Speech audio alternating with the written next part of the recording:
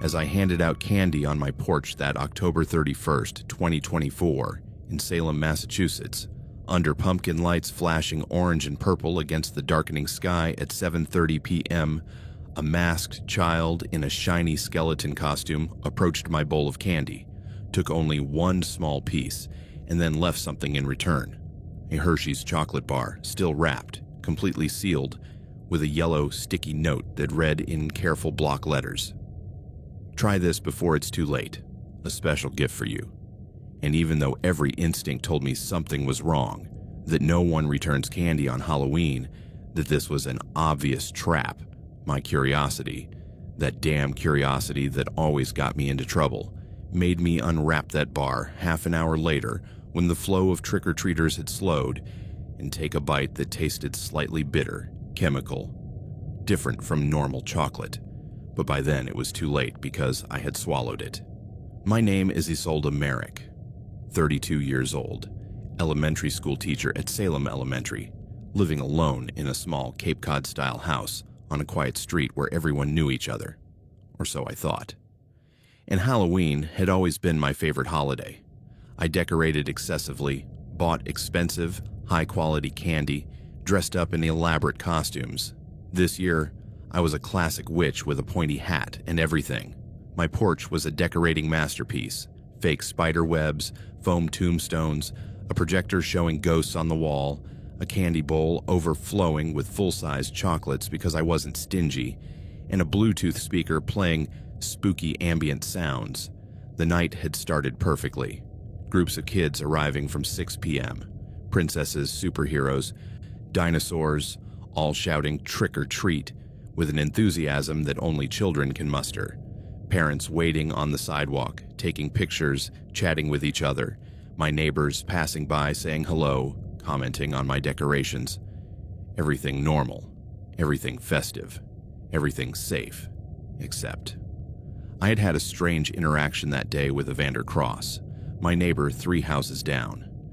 Evander had been a pharmacist at the local CVS until 6 months ago when he was fired for, well, because of me, technically. I had gone to pick up a prescription in March and he had made a mistake, giving me the wrong medication, a dangerously high dose that could have hospitalized me if I hadn't noticed before taking it. I reported it to management, as I should have, as anyone would. And he was fired after an investigation revealed several other similar mistakes, negligence, carelessness, dangerous to patients. Since then, he had avoided me, mostly. Occasional encounters on the street where he would stare without speaking. But that morning, as I was decorating my porch, he had walked by with his dog and stopped, looking at me, with an expression I couldn't read, but that made me uncomfortable. "Nice decorations, Isolde," he had said, flat voice, no emotion. "Thanks, Evander." Halloween, a night when anything can happen, when people wear masks, pretend to be something else, deceive. I suppose so. Poisoned candy, knives and apples, those urban legends. Have you ever wondered if they're just legends? Most have been debunked.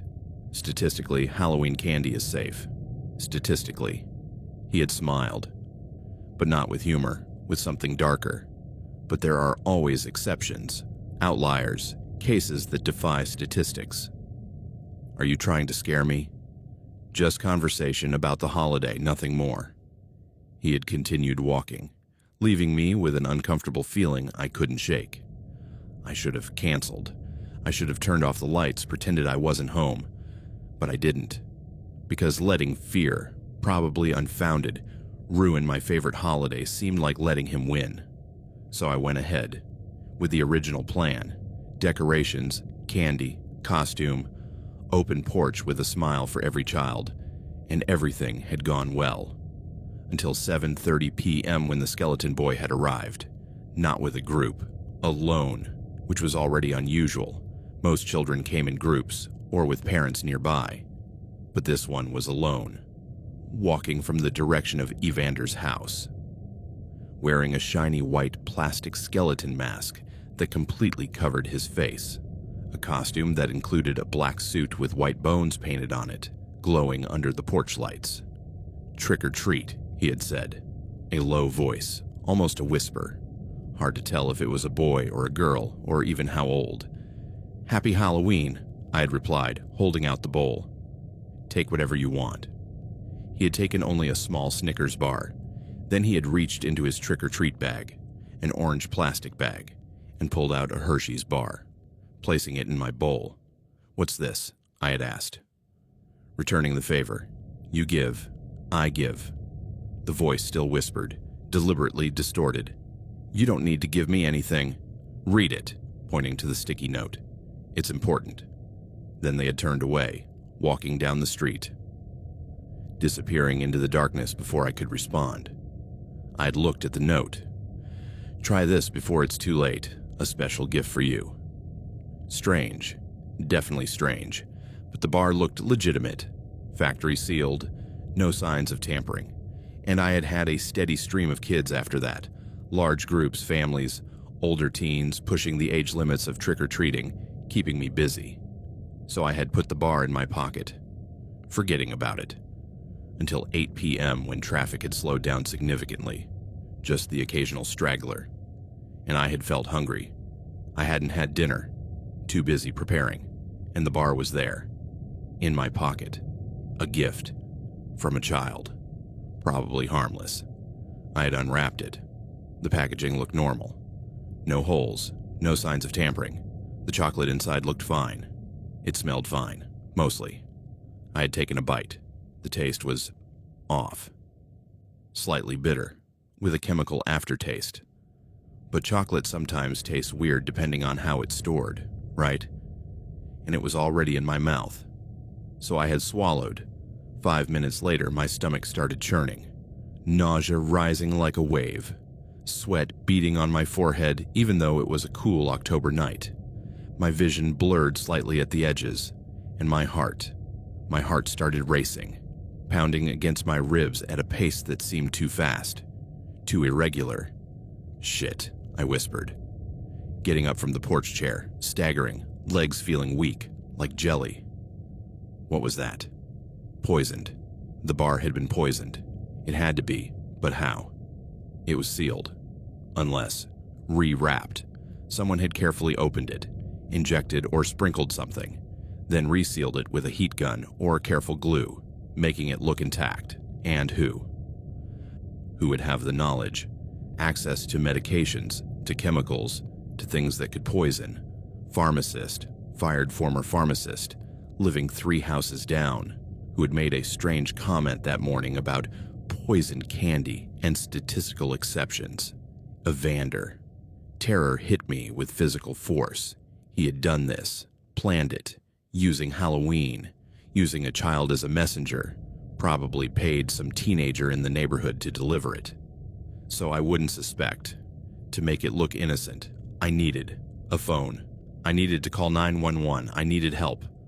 I turned toward my front door, but movement caught my eye. In the street. A figure, walking toward my house, wearing a cape, a vampire costume, long black cape, plastic fangs visible even from a distance, white makeup on the face. But I knew that walk, that posture, that shape. Evander. He was approaching. With a smile I could see even under the vampire makeup, a smile that was all satisfaction, all anticipation, all vengeance. And in his hands, a bag, a trick-or-treat bag, full. Probably not of normal candy, but of more poisoned bars, more gifts, more ways to hurt. "Isolde," he called, a cheerful voice, as if we were old friends. "How's your Halloween? Enjoying the candy?" I backed away toward my door, needing to get inside, to lock it, to call for help. But my legs, they weren't responding properly. My coordination was failing. Whatever had been in that chocolate was working fast, too fast. "What did you give me?" My voice came out slurred, tongue heavy. "What was in that?" "In what, Isolde? The chocolate? Just a gift from a grateful neighbor." "Liar, you poisoned it. I'm calling the police." "You are? With what evidence?" "The bar is still wrapped, right?" "Oh wait, you unwrapped it. You ate it. So there's no evidence. Just your word against mine. And you. Well, you'll look paranoid, accusing an innocent neighbor on Halloween, night of tricks. He reached the steps of my porch, climbing, getting closer. Stay away from me. I tried to sound threatening, but it came out weak, scared. Or what? Are you going to report me, like you did in March, ruining my career, my life, because I made a mistake, a human error, which you corrected before taking action? No harm done. But you couldn't let it go. You had to report it, get me fired, make me lose everything. You made multiple mistakes, not just with me. You were dangerous. I was tired, working double shifts trying to pay bills, and one mistake, one damn mistake, and you ruined me. It's not my fault. But then nausea hit me like a truck, vomit rising. I couldn't stop it. I doubled over, emptying my stomach onto the porch boards, again, until there was nothing left but bile. Yes, Evander said, his voice softer now, almost affectionate. That's the beauty of benzodiazepines mixed with a small dose of ipecac syrup. It makes you vomit, empty your stomach. But the benzo is already in your system, absorbing, causing sedation, confusion, loss of coordination, eventually, if the dose is high enough, respiratory depression, coma, death.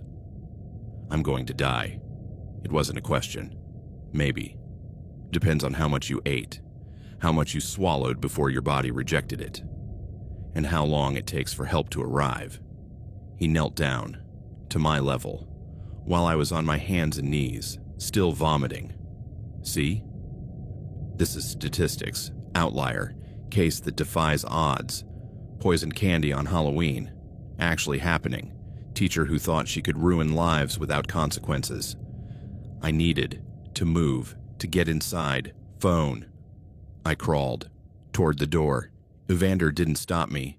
He just watched, amused. Go ahead, he said. Call, but what will you tell them? That you ate chocolate from a strange child. That your neighbor, who has a perfect alibi of being home all day until now going out in costume, somehow poisoned it. Without evidence, no witnesses. I reached the door, opening it, crawling inside.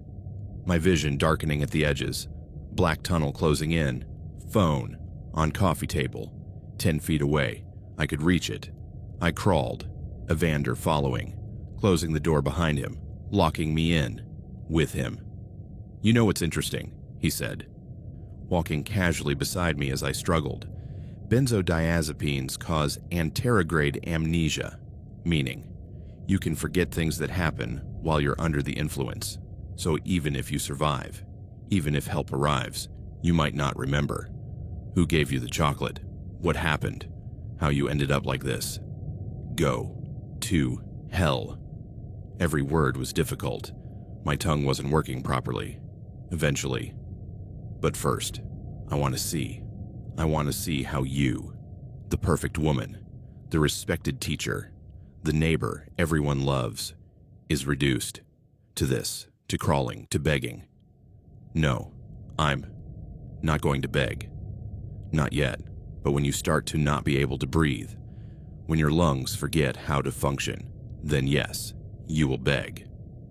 I reached for the phone, grabbing it with clumsy fingers, almost dropping it, but holding it. Unlocking it with facial recognition that thank God still worked. Dialing 911. Evander watched.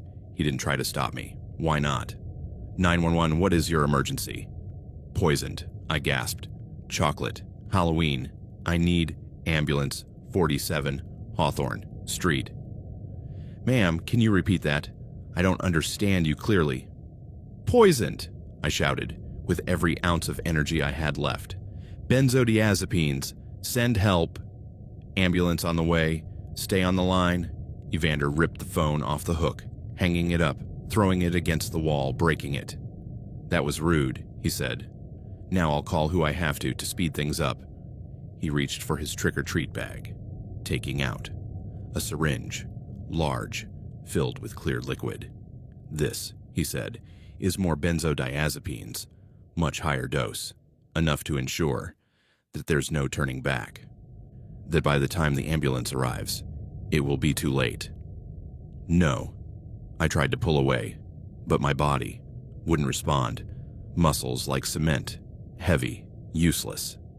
He knelt down, grabbing my arm, finding a vein with professional expertise, because that's what he was. Professional, trained, knowing exactly how to hurt. Needle-piercing skin, cold, sharp, liquid burning as it entered. Trick or treat, he whispered, eternal. And then, darkness, complete, absolute, like falling into a bottomless pit. I don't know how long it was. Seconds, minutes, hours, all lost in a black void where there was no time, no feeling, no thought. But then, light, blinding, and voices, shouting. Here, he's here. Weak pulse, shallow breathing. Suspected benzo overdose. Prepare naloxone. Wait, no, that's for opioids. Flumazenil. We need flumazenil. Paramedics. They had arrived, just in time. Barely. I felt a prick. Another injection. But this one was different. This one was saving me. Counter-agent. Reversing effects. Bringing me back. My vision cleared. Slowly. Gradually. Until I could see. Room full of people. Paramedics. Police. And in the corner, Evander. Handcuffed. Being arrested. He confessed, the officer said. To me. Even though my mind was still clouded. We recorded everything. I had my body cam on when I responded to your call. I walked in just as he was injecting her. All recorded. His confession, his actions, everything. Is he going to prison? For a long time. Attempted murder. Possession of controlled substances. Assault with a deadly weapon. Long list. They took me on a stretcher, to an ambulance, to the hospital, where I spent 2 days under observation while the chemicals left my system, while doctors made sure the damage wasn't permanent. That I would survive, and I survived, physically. But Halloween, my favorite holiday, was ruined forever, because now when I see children in costumes, when I see wrapped candy, when someone offers a gift, I see Evander, his smile, his syringe, his promise of eternal trick or treat, and I know that I will never feel safe again, in my own home, in my own neighborhood, on a night I used to love, because he was right about one thing, the urban legends of poison candy, of danger on Halloween. They're not just legends, they're warnings, of possibility, of statistical outliers, of people like Evander, who use holidays, use costumes, use community trust to harm. And that skeleton kid, they never found him. Probably a teenager from the neighborhood, paid $20 to deliver a package. No idea of its contents, of its intent, that it was part of a planned murder. And the note. Try this before it's too late. It wasn't a warning to help me. It was urgency. To make sure I ate it quickly, before suspicions grew, before I could analyze, before I could save myself. And it almost worked. If I'd eaten more, if I hadn't thrown up so quickly, if the ambulance had taken 5 minutes longer, I would be dead. And Evander, he would be free. Because the evidence would have been circumstantial. Suspicion without proof. My word, if I had survived to give it against his careful alibi. But mistake. His mistake was to stay. Was to follow me inside. Was to inject me with more. Because that act, that direct action, was what the police witnessed. What the body cam recorded. What convicted him. And now he's in prison. 15 years, with the possibility of more if prosecutors can prove more cases, because they're investigating other incidents, other pharmacy mistakes that may not have been mistakes, that may have been attempts, previous ones, that failed or went undetected. How many people? How many victims before me? I don't know. Maybe I'll never know. But I do know that I survived, where others may not have, and every Halloween since then. I turn off the lights. I close the curtains. I pretend I'm not home, because I can't. I can't see costumes, candy, kids yelling trick or treat, without remembering, without feeling nausea rising, vision blurring, heart racing, terror of knowing that someone wanted me dead, enough to plan, execute, almost succeed, and the taste of that chocolate, bitter, chemical, poisonous, remains in memory, in nightmares. Every time I see a Hershey's bar in a store, every time someone offers candy, and I wonder, how many more, like Evander, are out there, in neighborhoods, in communities, with knowledge, access, intention, waiting for the moment, the holiday, the opportunity, to act, to harm, to kill, using the innocence of Halloween, of children, of candy, as a weapon, as a method of delivery, as the perfect way to hide poison, in a gift, in tradition, on a night of costumes where no one questions, where everyone trusts. And that trust, that assumption of safety, is what almost killed me and what keeps me awake now, knowing that somewhere, someone else is planning, poisoning, waiting for their own moment to turn celebration into tragedy, into murder, into trick-or-treat. That doesn't end with laughter, but with an ambulance, hospital, or worse, death. And the note, the damn note. Try this before it's too late. It was true, in a twisted way, because if I had waited, if I had questioned, if she had been less curious, less trusting, less me, maybe she wouldn't have tried it. She wouldn't have fallen. She wouldn't have been minutes from death. But I did, and I almost paid the ultimate price. For curiosity, for trust, for assuming that gifts are always sweet, even when they come from a shiny skeleton on a night where death is dressed up as a game and poison is hidden in chocolate. At the Halloween street party in New Orleans' French Quarter on October 31st, 2024, with music pumping from every open bar and sweaty bodies pressing against each other on Bourbon Street, which had been closed to traffic since 6 p.m. The crowd separated me from my friends Nephili and Quillen around 10:30 p.m., when a wave of people pushed toward the stage where a local band was playing a cover of Thriller, and in that moment of panic, as I turned to look for them among a sea of costumes, zombies, vampires, devils, witches, a stranger dressed as a wolf with a realistic latex mask and synthetic fur grabbed my hand firmly, more of a grip than a friendly gesture, and said in a muffled voice under the mask, "Come, I'll take you to them. I saw your friends over there," pointing to the east side of the street where the crowd was denser, darker, more dangerous, though I didn't know it yet. My name is Dagny Voss, 25 years old, a freelance graphic designer living in Baton Rouge. I'd come to New Orleans with my two best friends to celebrate Halloween in a way I had never done before, amidst the glorious chaos of the French Quarter, where the entire city turned into a massive party of costumes, alcohol, and music that lasted all night long. My costume was simple: Little Red Riding Hood with a red cape, basket, and white dress. Ironic now that I think about it, considering what was about to happen. Nephili was Medusa with rubber snakes in a green wig. Quillen was a skeleton in a shiny suit he had bought at Spirit Halloween for $50. We had arrived around 8 p.m., finding a place to park 6 blocks away because the French Quarter was impossible on Halloween. The streets were already full, not just full but packed with humanity, moving like a single organism, flowing from bar to bar, corner to corner, drinking hurricanes and hand grenades from giant plastic cups, shouting, laughing, dancing to the beat coming from all directions simultaneously. It was chaotic. It was intense. It was exactly what we expected.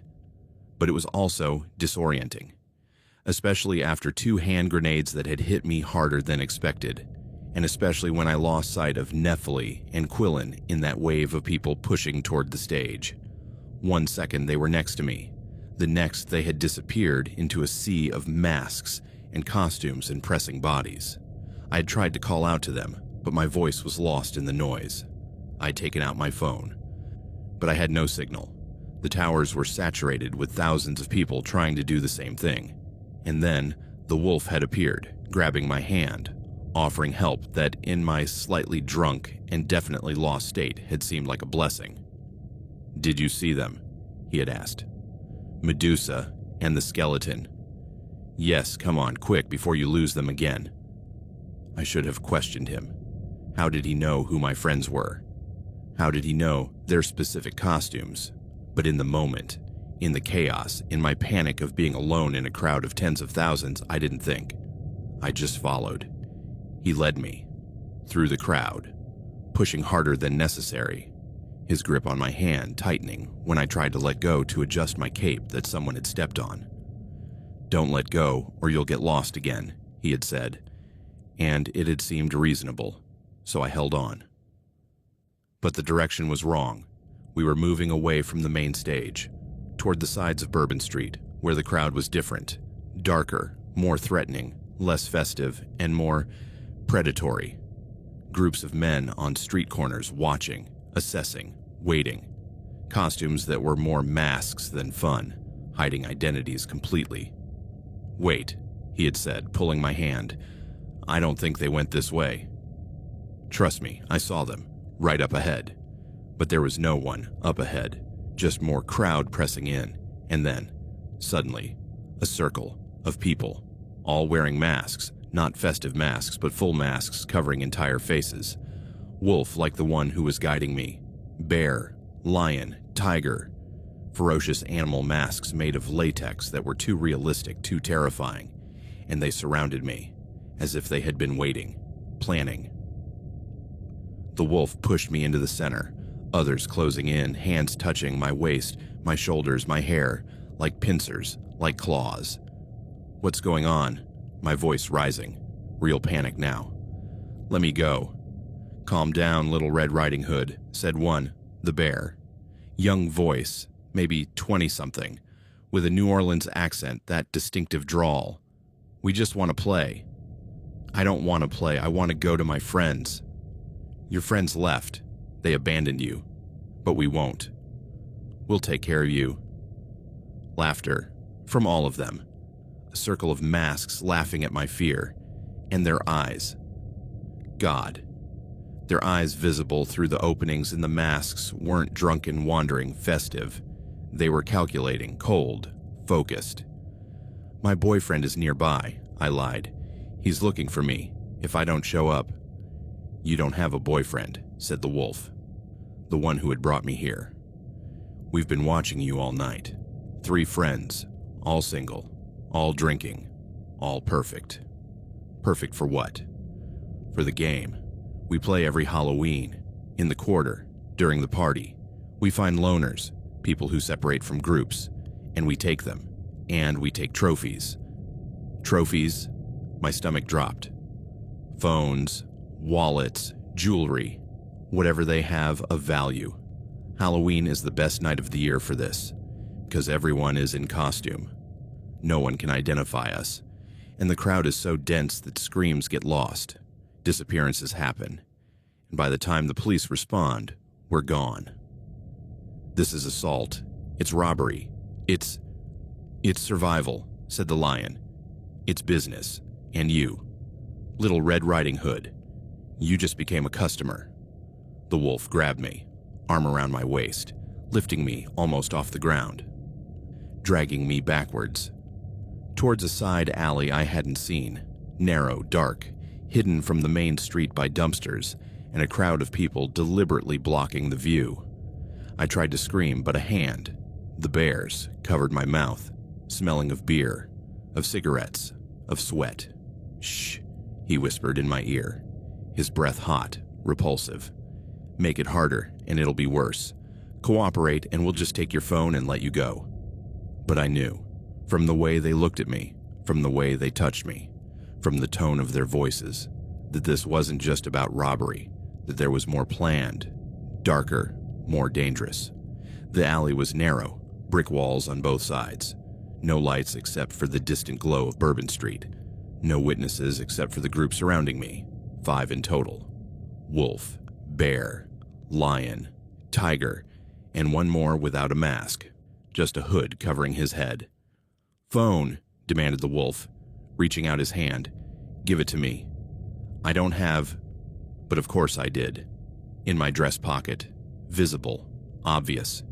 He reached in, digging into my pocket, touching more than necessary, taking out my iPhone, looking at it. Smiling under the mask, I could see his teeth through the opening of the wolf's mouth. "Nice. New. What is it?" 14 Pro. Worth about 800. Nice trophy. "It's my phone. I need to call..." "You don't need anything except to do as we say." His voice hardening. "Now, wallet." "I didn't bring it, just the phone." "You're lying." The bear searched me, rough hands groping, finding the small wallet I had hidden inside my coat, pulling it out. "Here it is, see? Liar." "Please. That's all my money, credit cards, ID. It's not yours anymore." He threw it to the wolf, who stuffed it into his jacket. "Jewelry." The lion looked at my ears, my hands. No earrings, no rings, nothing. "I don't wear jewelry to parties. They get lost." "Convenient." He moved closer, his latex lion face inches from mine. "So, Little Red Riding Hood, no phone, no wallet, no jewelry. What else do you have? What else can we take?" The terror was complete now, because I understood. What they were implying, what they were planning, this wasn't just robbery. It was potential rape, assault. Something I might not recover from, not survive. "There are cameras," I tried, desperate. "On Bourbon Street. The police check them. They'll see them dragging me." "Cameras don't see in alleys," said the hooded one. First time he spoke. Deeper voice, older. The leader, perhaps. "That's why we chose this one. No surveillance, no witnesses. Perfect." My mind racing, looking for escape. But they were blocking the only way out. And I was, smaller, weaker, outnumbered, 5 against 1. Unless the wolf was holding my phone, looking at it, trying to unlock it.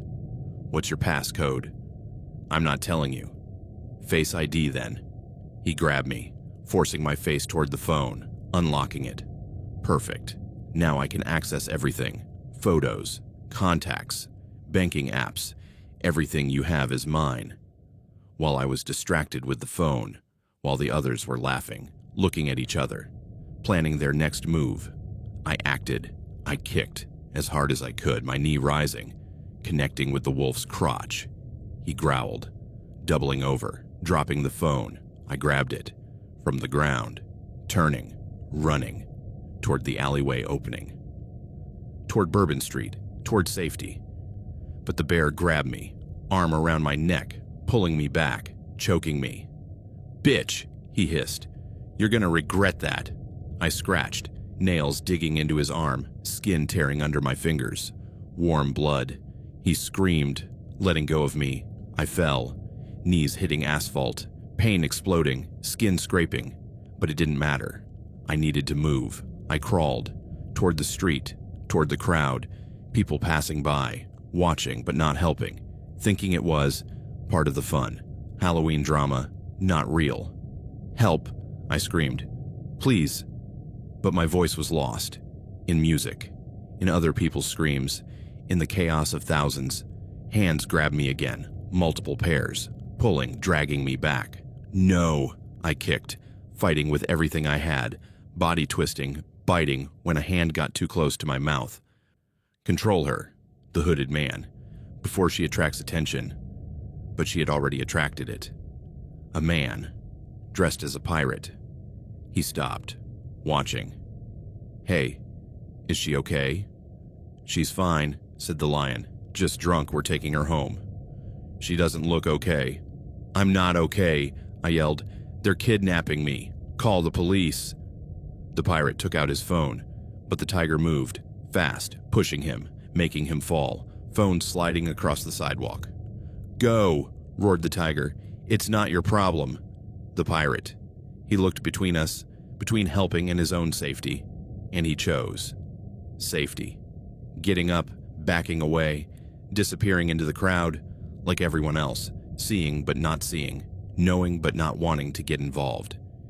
In a city where chaos is the norm, where drama is entertainment, where violence hides under masks of festivity. I was alone, completely alone, in the midst of thousands, and no one came, no one helped. The wolf now recovered, more angry, more violent. He lifted me up, completely off the ground, throwing me against a brick wall, my back hitting, air leaving my lungs. "You made this harder," he growled. "So now, it will be harder for you."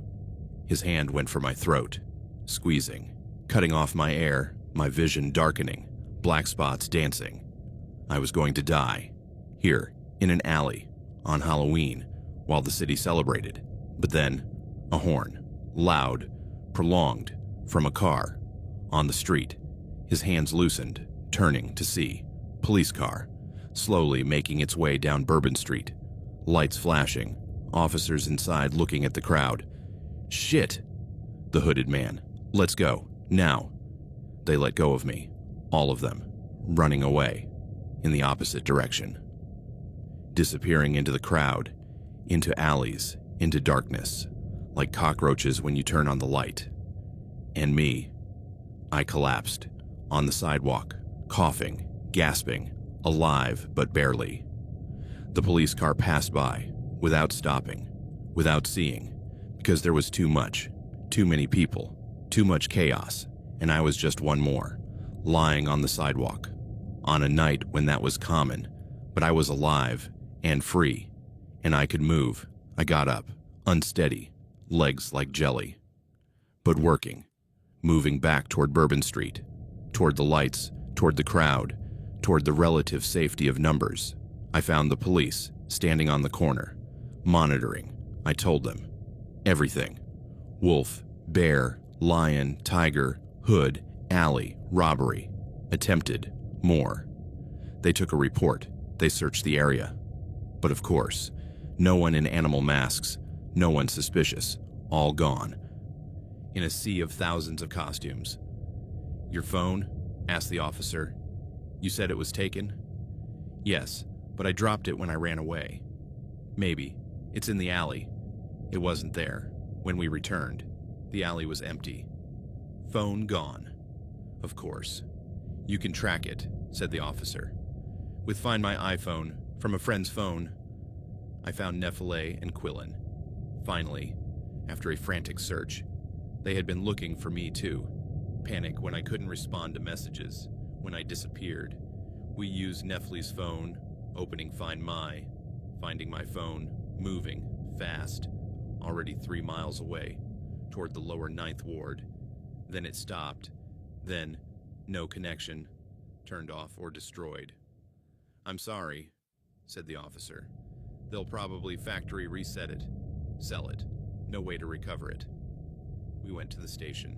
I made a formal report.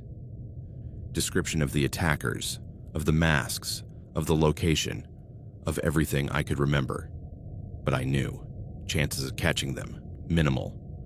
On a night when thousands wore masks, when identities were hidden, when CCTV didn't capture the right angles in dark alleys, I returned to the hotel, around 2 a.m., exhausted, traumatized, bruises forming on my neck, scrapes on my knees, and terror that wouldn't go away. Not anytime soon. Nephilim and Quillen stayed with me, that night, and the nights that followed, because I couldn't be alone, because every sound, every shadow, was a wolf, was a bear, was them coming back to finish what they started. And then, 2 days later, on November 2nd, my phone, the new one I had bought using a backup number, vibrated. Message from an unknown number. I opened it, and my blood ran cold. It was a photo, a selfie, of me, taken, that night, in the alley, without my knowledge, with my own phone that they had stolen. Me in the photo, terrified, struggling, surrounded by masks, and a caption below. "Thanks for playing. Until next time. The Wolf Pack." They had sent it from my own number, which they had somehow reactivated or cloned or something. Technology I didn't understand, but they used it to torment me, to threaten me, to promise me that this wasn't over. I called the police again and showed them the message. They tried to trace it, but the number was spoofed. No real location, no way to find them. Change your number, they advised. And be vigilant. These people, organized gang members, who use big events, Halloween, Mardi Gras, festivals, to hunt. They usually know when to leave you alone, but if they saw you specifically, if they have your information, be careful. I changed everything. Number, credit cards, locks on my apartment. Even though I lived in Baton Rouge, even though I was 80 miles from New Orleans, because paranoia has no geographical boundaries. And every Halloween since then, I stay home, curtains closed, door locked. Because I can't. I can't see costumes, crowds, masks, without seeing a wolf, without feeling hands, like pincers, on my waist, my throat, my life. And I know, with cold certainty, that they are still there, in New Orleans, every year, playing their game, hunting loners, taking trophies, sending photos, to terrorize, to control, to prove that they won, that they always win, because the system is broken, because in crowds of thousands, crime hides, in costumes, in chaos, in the normalization of strange behavior as part of the festivities, and victims, like me, survive, but not without scars, without trauma, without memories that never go away, of voices saying, "You're perfect for the game," of hands grabbing, of the terror of knowing that no one was coming, that you were alone, that you could disappear, and no one would notice, until it was too late. And that selfie, that photo, I keep it, as a reminder of how close I was, to being lost, to death, to worse, and as evidence, just in case, someday, the police find a connection to other cases, other victims, other lonely people who were perfect. For a game that has no rules, except one, they win. They always win. Unless you fight, survive, escape, like I did, barely, with luck, with a car horn at the right moment, with fear giving me strength to fight, to run, to live. But others, they weren't lucky. They didn't have a horn. They didn't escape. And their stories, their endings, they're what keep me awake, knowing that it could have been me so easily if I had been a second slower, if I had fought less, if I had trusted more in the wolf who promised to take me with my friends. But instead, he took me to a nightmare that continues every time my phone vibrates, waiting, fearing. Another message, another photo, another promise from the pack that never forgets its trophies, its victims, its perfect loners who thought that the party was safe, was fun, was a celebration, when in reality, it was a hunt, and I was prey that almost didn't escape.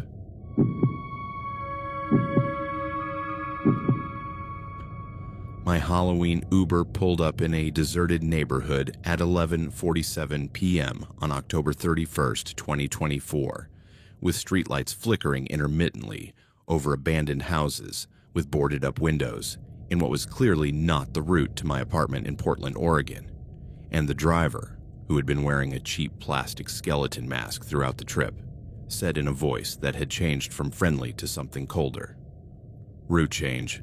There's a shortcut that saves me gas." But when I looked at my phone, where I had the Uber app open showing the map in real time, I saw that we weren't taking a shortcut but had been going around in circles, the same block 3 times, tracing perfect circles on the GPS while I had been distracted sending messages to my friends about how great the party had been.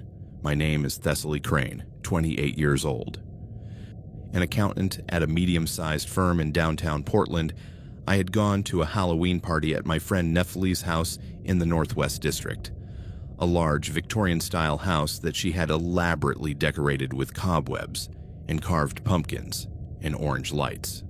My costume was classic witch, pointy hat, long black dress, green makeup on my face, and high heels that had killed my feet all night. I had taken off the hat when I got in the Uber because it was bulky and stupid, but I still had the long dress and makeup on, and my winter coat on top of it all because the October temperature in Portland was about 45 degrees. Cold, but not freezing. The party had been perfect. Good music, better food, and enough alcohol to make everything fun without anyone getting too drunk. I had drunk maybe 3 glasses of wine over 4 hours. Enough to feel relaxed, but definitely not drunk. Sober enough to know that I needed an Uber instead of driving my own car, which I had left parked near Nafili's house. I had requested the Uber around 11:30 p.m. when the party was winding down and several guests had already left. The app had shown Evander 2018 gray Toyota Camry, Oregon license plate 847 KLM, rating 4.8, arriving in 4 minutes. I had waited on the porch with Nafili and another friend, Caspian, until the car appeared. Indeed, a gray Camry with the correct license plates. Evander had been wearing the skeleton mask when he arrived, which had made me laugh. "Staying on theme for Halloween, huh?" "Always," he had said, his voice muffled under the plastic. "It's my favorite night of the year. Get in." I hadn't thought anything was strange. It was Halloween. Half the Uber drivers in the city probably had some kind of costume on, and his rating was good, 4.8 out of 5. Not perfect, but solid. And the license plates matched, and the app confirmed he was my assigned driver. I'd climbed into the back seat, closed the door, and put on my seatbelt. The car smelled like cheap cologne, the kind of men's fragrance you buy at Walmart for $10, sweet and chemical, and too strong. And something else too. Bleach, maybe, or some industrial cleaner, as if the car had been cleaned recently, thoroughly. "Home?" I had asked, looking at his phone mounted on the dashboard where the driver app showed my destination. "Yes, 2847 Southeast Morrison. It should take about 15 minutes according to the app. Maybe less if I take my special shortcut. I know the streets better than GPS." "That's fine with me. I just want to get there." He had started driving. Through Northwest District to the east, the normal route. I'd taken out my phone, checking messages. Nafili had sent, "Did you get there okay?" I had replied, "On my way. Everything's fine. Thanks for the amazing party." I had been looking at my phone for maybe 5 minutes when I noticed the landscape outside didn't look right. I didn't recognize the streets. And we seemed to be in a more industrial, more deserted area than the normal route to my apartment, which would have passed through residential and commercial areas with more lights, more traffic. "Where are we?" I had asked. "Shortcut. I told you. It saves gas by avoiding the main traffic lights." But something felt wrong. I looked at the app on my phone. The map showed our location, definitely not on the direct route. In fact, we were south of where we should be, in an area I didn't recognize. This doesn't look like a shortcut. It looks like we're going in the wrong direction. Trust me, I do this every night. But then I saw it. On the map. The blue line showing our route. It wasn't a straight line. It was a circle. A perfect loop. Around the same block. Once. Twice. Now on the 3rd lap. My stomach sank. We're going around in circles. Silence. For 3 seconds, that felt like an eternity. "Oops," he finally said. His tone was too casual, too fake. "The GPS must be acting up. Let me recalibrate." But he didn't stop the car. He didn't look at his phone. He just kept driving. And now we were entering a neighborhood that was clearly abandoned. Houses with boarded up windows, graffiti on walls, burned out cars on side streets.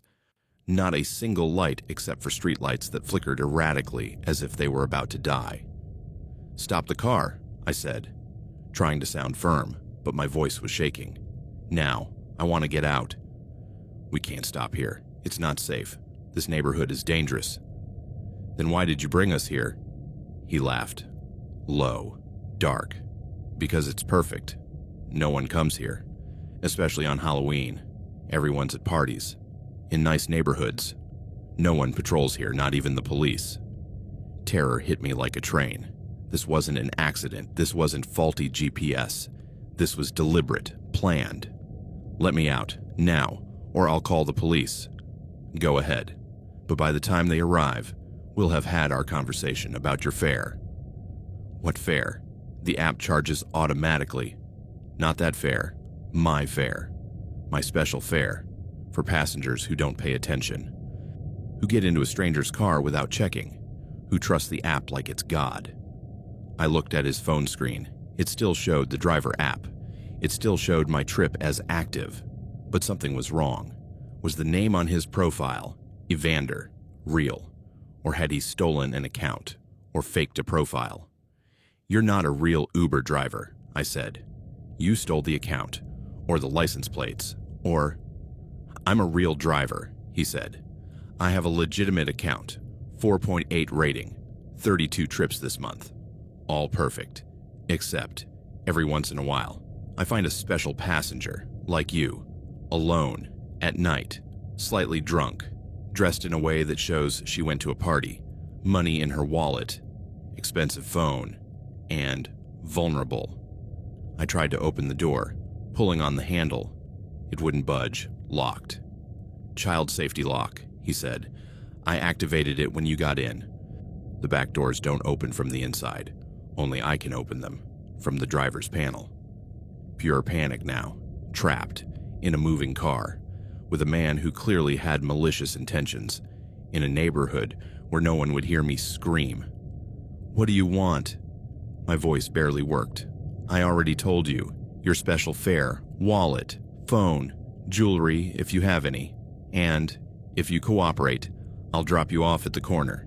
You walk to safety, report the car stolen or whatever, and me, disappear, cancel account, get new one, continue. What if I don't cooperate? He reached the dashboard, opening glove compartment, taking out, knife. Not a kitchen knife, but something bigger. The kind of knife you see in action movies. Survival knife with 6-inch blade, serrated edge, designed to cut, to damage. If you don't cooperate, he said, placing the knife on the dashboard where I could see it clearly, where the light from the phone reflected off the blade, making it shine. Then this gets more complicated, for both of us, but especially for you. My breathing was shallow, fast, almost hyperventilating. I needed to calm down, think, find a way out. The car was still moving, slowly, maybe 20 miles per hour, down empty streets, no other cars, no pedestrians, just us, and darkness and flickering streetlights. Stop the car, I said again.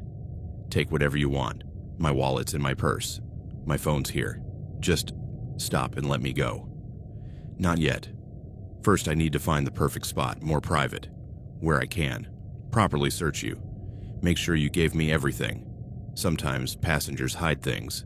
In bras, in shoes, in creative places. The way he said that, the implication, it made me feel nauseous.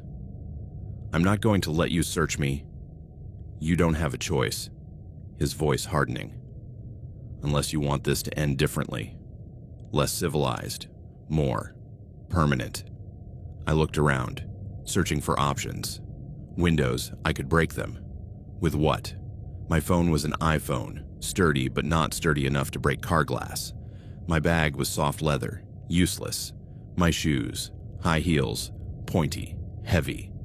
They might work, silently, while he drove, while he muttered to himself about stupid passengers and Halloween perfect for this. I took off my right shoe, holding it, getting ready.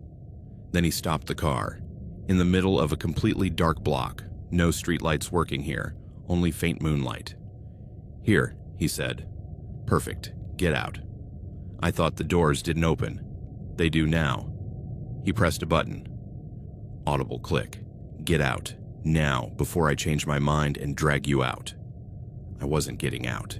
Getting out meant being on a dark street, with him, with a knife. No witnesses, no escape. I needed to break a window. Now.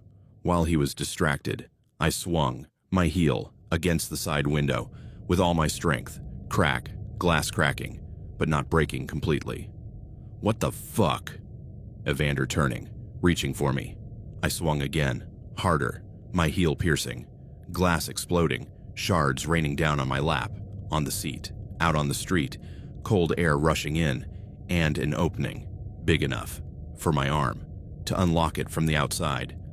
I reached, fingers searching for the outside handle, finding it, pulling, door opening. Evander grabbing my dress, fabric tearing. But I was already moving, rolling, out, falling onto the cold asphalt. Hands tearing on shards of glass. "Bitch," he roared, getting out of the car, knife in hand. I got up, running, without a shoe, my witch dress torn, green makeup probably smeared, but alive, moving. The neighborhood was a nightmare. Collapsed houses, weeds growing wild, trash everywhere. No obvious place to hide, no place to call for help, but forward. Maybe 3 blocks. Light, bright, neon sign, gas station, open. I ran, as fast as I could, torn dress tangling around my legs, barefoot pounding cold, rough asphalt. But I couldn't stop. Behind me, engine roaring. Evander getting back in the car, chasing, headlights illuminating my back, casting a long, distorted shadow. I couldn't outrun the car, not in a straight line. I veered off, toward an abandoned lot, toward tall, overgrown weeds, where the car couldn't follow. He braked. Squealing, door opening. "You can't hide. I'll find you, and when I do, it'll be worse." I kept running, through weeds that whipped my bare legs, cutting, scraping. But it didn't matter. I reached a fence, wire, separating the lot from the next street. I climbed, wire biting into my hands, tearing my dress further, but over, falling to the other side. And there, the gas station, across the street, shiny pumps under fluorescent lights, store with illuminated windows showing employee inside. I ran, crossing the street without looking, not caring if cars were coming even though the area was dead. I reached the store, pushing the door, bell jingling. Employee, young guy, maybe 19, wearing a blazer's cap, looked at me with wide eyes. "Ma'am, are you okay?" "No," I gasped. "Man, gray car chasing me, call, police. Please." He was already reaching for the phone under the counter. "Yes, calling now. Are you hurt?" "I don't know. Doesn't matter. Just police. Fast." I looked out the window. The gray Camry had appeared. Across the street, engine running, Evander inside, watching, assessing. "He's here," I whispered. "Outside." "The doors are locked," said the employee. "And I have a panic button. If he tries to get in, it sounds an alarm directly to the police station. 911, what is your emergency?" A woman's voice on the phone, on speaker. "I have a woman here," said the employee. "She says a man was chasing her. Gray car. Camry maybe, parked outside now." "License plate," I said. "Oregon 847 KLM. He's an Uber driver. Fake. Or stolen. Account. He kidnapped me." "Officers are on their way," said the dispatcher. 3 minutes.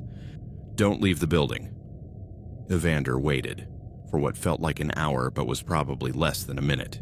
Then, he sped up, driving away, no lights, disappearing into the night. Police arrived. 4 minutes later, 2 patrol cars. They took a report, description, license plate, everything. "That license plate," one of the officers said after checking, "is registered to a gray 2018 Toyota Camry, owned by Evander Cross. Registered address in Northeast Portland. He has a valid driver's license.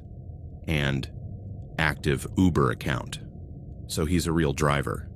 It looks that way, which makes this more complicated, because technically, he accepted the ride legitimately through the app, so he'll argue that it wasn't kidnapping, that you got hysterical, broke his window, ran away without paying. It wasn't like that. I believe you, but we need evidence, GPS records, dashcam footage if you have it, witnesses, to build a case. They checked my app. It still showed the ride as in progress. He had never ended it. That meant he was still charging me for every minute that had passed since he picked me up. And there was something else. In the trip history, the route shown, it wasn't direct. It was exactly what I had seen. Circles, loops, detour to abandoned neighborhood, all recorded, all time-stamped. "This is good," said the officer. "It shows he didn't go to your destination, that he took an unauthorized route. Proof of misconduct, at least. Possibly attempted robbery, kidnapping, depending on what the prosecutor decides to charge." They took me to the hospital to check for injuries, cuts on my hands from glass, scrapes on my legs from brush, bruises on my shoulders from when I rolled out of the car. Nothing serious, but documented, photographed, for the record. And then, to the station, for a full statement. Every detail, every word I had said, every action. They found Evander, 2 days later, in his apartment, with the Camry in the parking lot, rear window still broken, glass still on the seat, my shoe, the one I had used to break it, still on the floor of the car. They arrested him, charged with kidnapping, attempted robbery, assault, violation of Uber's terms of service, which wasn't criminal but meant his account was immediately deactivated in his apartment. They found more. A bag full of wallets, phones, jewelry, driver's licenses belonging to different women. 13 in total, 13 victims, before me, who may not have reported it. Or had reported it but without sufficient evidence, or had cooperated, given up their belongings, and been left, alive but traumatized, and silent. "You were lucky," said the detective. "Most cooperated, out of fear, and he left them. He took their things, enough money to be worth the risk, but not enough for victims to pursue aggressively. Smart. Until you, who fought, who broke the window, who ran, who created evidence, who gave us a case." Evander went to trial. 6 months later, convicted on almost all charges, sentenced to 25 years, with the possibility of more when other victims, emboldened by my case, began to come forward, to tell their stories, and to identify their belongings in the evidence bag. And Uber was sued, by me, by others, for not properly vetting, for not monitoring, for not detecting patterns of strange trips, of complaints, of warning signs they should have seen. We won. Settlement. Confidential. But enough. For therapy. For moving. For a new start. In a different city. Where ride-sharing terrified me too much to use. But that night, in the car, watching the GPS show circles, feeling fear rising as I understood that it wasn't an accident, that it was a trap, that I had willingly gotten into, a predator's car, trusting the app, the rating, the system that promised safety but delivered. That night doesn't go away. Not with time, not with therapy, not with justice, because every time I see a gray car, or smell cheap cologne, or hear a male voice saying, "I know a shortcut," I'm back, in that back seat, trapped, with doors that won't open, and a knife on the dashboard glinting, and a promise of a special fare that meant much more than money.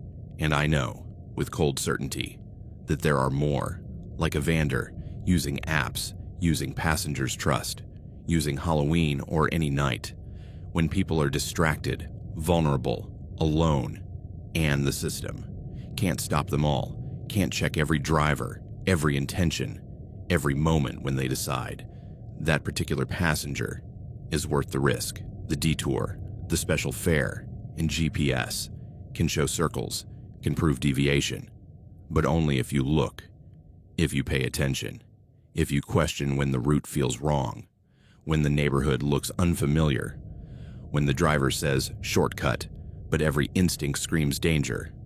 I looked, I questioned, I fought, and I survived. But I know others didn't. Others trusted more, fought less, cooperated, and were left in dark corners, in abandoned neighborhoods, with trauma they will carry forever, and fear of apps, of cars, of strange help that can, in a second, turn into a threat, into a nightmare, into a journey that never ends, because the app keeps saying, Journey in progress, even when you're already free. You've already escaped. You've already survived. The journey, in your mind, continues, going in circles, always going in circles, around the same block, the same fear, the same question. What if I hadn't broken the window? What if I hadn't run? What if the gas station hadn't been there? What if he had been faster, more violent, more determined? I don't know. And that uncertainty is its own kind of torment, knowing how close I came to becoming victim number 14, in a wallet in her purse, in a story without a happy ending, in a disappearance that her family would report, that the police would investigate, but that they would never solve because he was good at what he did.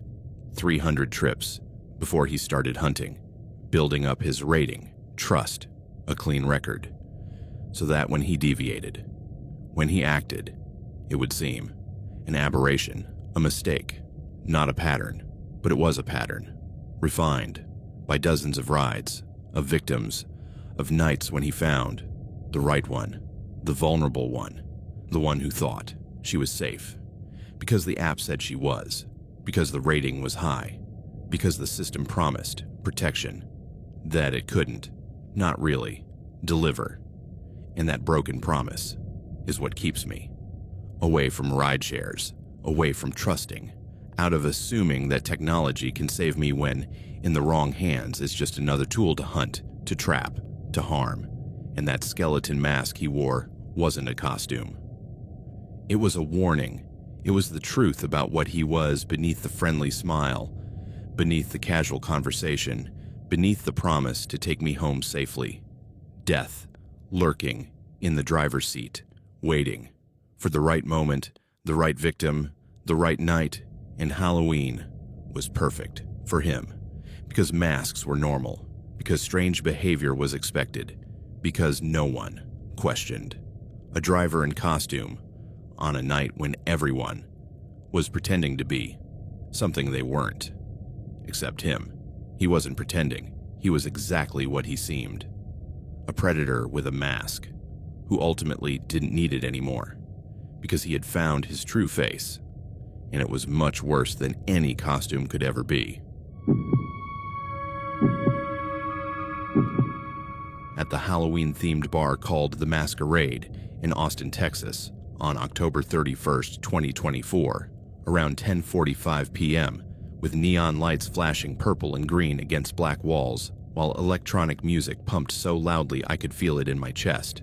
A stranger wearing a white latex clown mask with a visible crack on the left cheek approached me at the bar after my third shot of tequila and said with a smile that I could partially see through the crack in his mask, "You look bored in just your costume here. Try this. Join us," offering a second clown mask that he took out of the black messenger bag he was carrying, a similar mask but with a wider smile painted on it.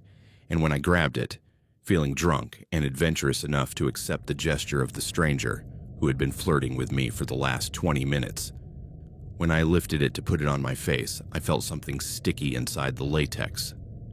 A viscous substance that was not just sweat or condensation, but something thicker, more organic, that made my stomach churn. But my alcohol-adulled brain ignored it for 2 crucial seconds before my instinct screamed, "Danger." My name is Isolde Ashford, 29 years old, marketing manager at a tech startup in Austin. I had come to the Masquerade with my friend Nefile to celebrate Halloween in an adult way. No trick-or-treating, just expensive drinks and music, and an atmosphere where everyone wore elaborate masks as a requirement for entry. The bar was known for this. You couldn't get in without a mask. It was the whole concept. Festive anonymity where no one knew who you really were, where you could be anyone for one night. My original costume was simple: short black dress, red heels, and a gold Venetian mask with feathers that I had bought at a costume store for $40. Elegant, confident. Nothing special, but enough to get in. Nefile had a black cat mask with drawn-on ears and whiskers, a tight purple dress that made her look like a discount Catwoman, but in a cute way. The bar was packed, bodies pressed together in a space designed for maybe 200 people, but holding at least 300. A bar lit with blue LEDs.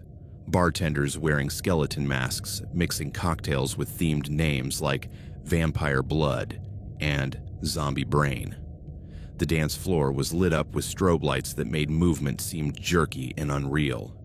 And everywhere, masks, animal masks, monster masks, celebrity masks, abstract concept masks, a sea of hidden identities.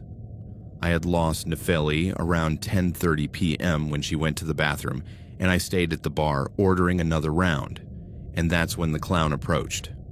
Tall, maybe 6'1", slim but not weak build, wearing dark jeans, a black hoodie, and that white clown mask with a crack in it. And something about the way he moved, confident but not aggressive, friendly but edgy, had caught my attention. Alone on a night like this is a crime, he had said. Soft voice, pleasant, slightly hoarse as if he had smoked for years. My friend is in the bathroom. I'm not alone. But you are now, temporarily. Let me keep you company. He had slid onto the stool next to me without waiting for an invitation. I'm Evander. Isolde. Nice name. Old. Germanic, right? Impressive. Most people don't know that. I read a lot. History, mythology. Names have power, meaning. Isolde means battle of ice, cold warrior. Is that appropriate? He had smiled. Sometimes, when I need to be. We had talked. About names. About Halloween. About the bar. About Austin. Easy conversation lubricated by alcohol and atmosphere and the anonymity of masks. He had ordered shots for both of us without asking, just telling the bartender, 2 more of whatever she's having. And he had seemed gallant, generous, unforced. And then the second mask came out, the offer to join, to have matching clown masks, a pair of clowns in a mask bar. It had seemed fun, flirty, playful, until I felt the inside, that stickiness, that wrong feeling. And when I pulled the mask away from my face before putting it on completely, some last-minute instinct, I looked inside under the blue light of the bar and saw stains, dark, brownish red, like dried blood mixed with something else, oil maybe, or ink. What is this? I had asked, holding it away from me. What is what? This, inside. It's dirty. Oh, he had laughed. That. Just sweat, from using it before. Sorry, I should have cleaned it, but I thought. Little thing like that wouldn't bother you. Not when we're connecting so well. Something in his tone, in the way he said, connecting, it made my skin crawl. I don't want to wear it, I had said, trying to give it back to him, but his hand closed over mine, firm, too firm. Come on, just try it on, for me, so we can be a couple, matching. We're not a couple, we just met, but we could be. His other hand on my shoulder now, heavy, possessive. If you would just relax, let go, trust me. His eyes, visible through the holes in his mask, they were glassy. Not from alcohol, but from something else. Something calculating, something dark. I tried to pull away, but his grip on my shoulder tightened. Let go of me. When you put on the mask. I'm not going to... Yes, you are. His voice changing, from soft to hard. Because if you don't, if you make a scene here, if you scream, if you act like a bitch, I'm going to make you regret it. Terror crept up my neck like a spider. This wasn't flirting. This wasn't fun. This was a threat. Predator revealing intent. I looked around, searching for help, but the bar was so crowded, so loud, so chaotic. No one was watching. No one would notice. Even if I screamed, it would be lost in music, in laughter, in noise. Put it on, he ordered. Now. My mind racing. If I put it on, what would happen? What was inside? Why was he insisting so much? But also, if not, if I resisted here, while he had me in his grip, what would he do? Decision, stupid, desperate, but the only one I could think of. Okay, I said. I'll put it on, just let go of me so I can. His grip loosened, slightly, enough. I lifted the mask, as if I were going to put it on, but instead, I threw it in his face, distracting him for a second. And I ran, pushing through the crowd, towards where I thought the bathroom was, where Nafile should be, behind me. His voice. Come back. We're not done. But I didn't look back. I just pushed, through sweaty bodies, drunken dancers, kissing couples, all wearing masks, all anonymous, all useless to help. I reached the bathroom hallway. Darker, fewer people. 2 doors, men and women. I pushed the women door. Inside, 3 women. At sinks, touching up makeup under masks. 1 in a stall. No Nefili. Nefili, I called. Are you here? Nothing. Have you seen a woman wearing a cat mask, purple dress? One of the women, wearing a butterfly mask, shrugged. There are like 10 cat women in here. You need to be more specific. I didn't have time, because I heard it, outside. Heavy footsteps, in the hallway, getting closer. The bathroom door being pushed, opening. And there, Evander, entering. The women's bathroom, still wearing his clown mask. And in his hand, the other mask, the one he had offered me. Isolde, he said, calm, as if this were normal. You need to put this on, it's important. The other women looked, confused. What the hell, said Mariposa. This is the women's bathroom. She's mine, said Evander. We're having a private discussion. I'm not yours, I shouted. I don't know him. He's harassing me. Liar, said Evander, approaching. We were flirting, drinking together, connecting, and then you got scared of intimacy and you ran, but you can't run from this, from us. There is no us. Mariposa took out her phone. I'm calling security. Evander moved, fast, snatching the phone from her, throwing it on the floor, stepping on it, screen cracking.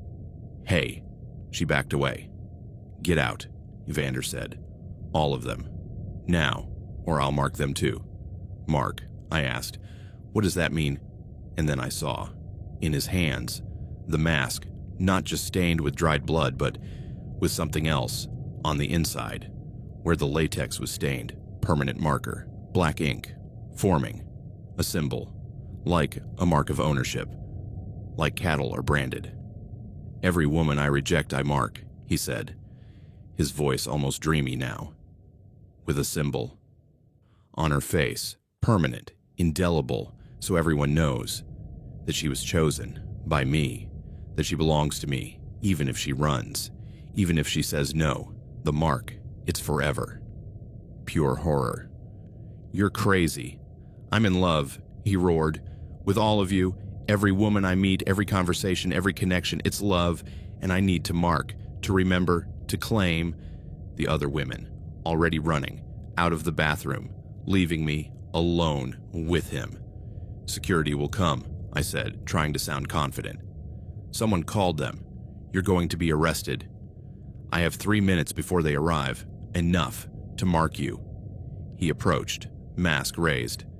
Just hold still. It will be quick. And then, you will always remember me. Every time you look in the mirror, you will see my symbol.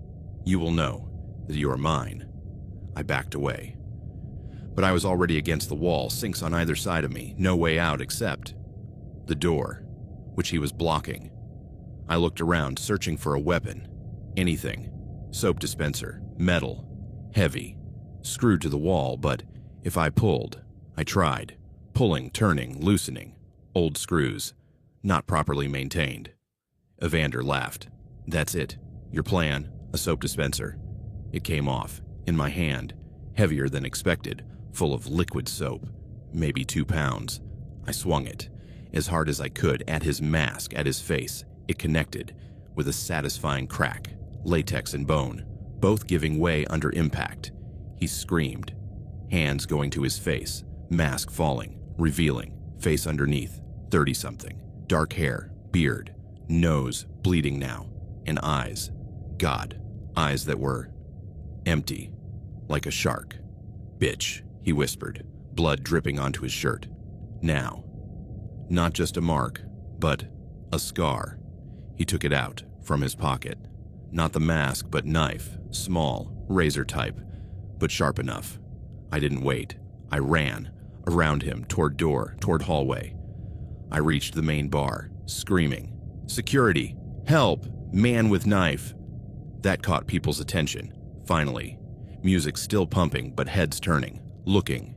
2 security guards, big men in black shirts marked staff, pushing their way toward me. "Where?"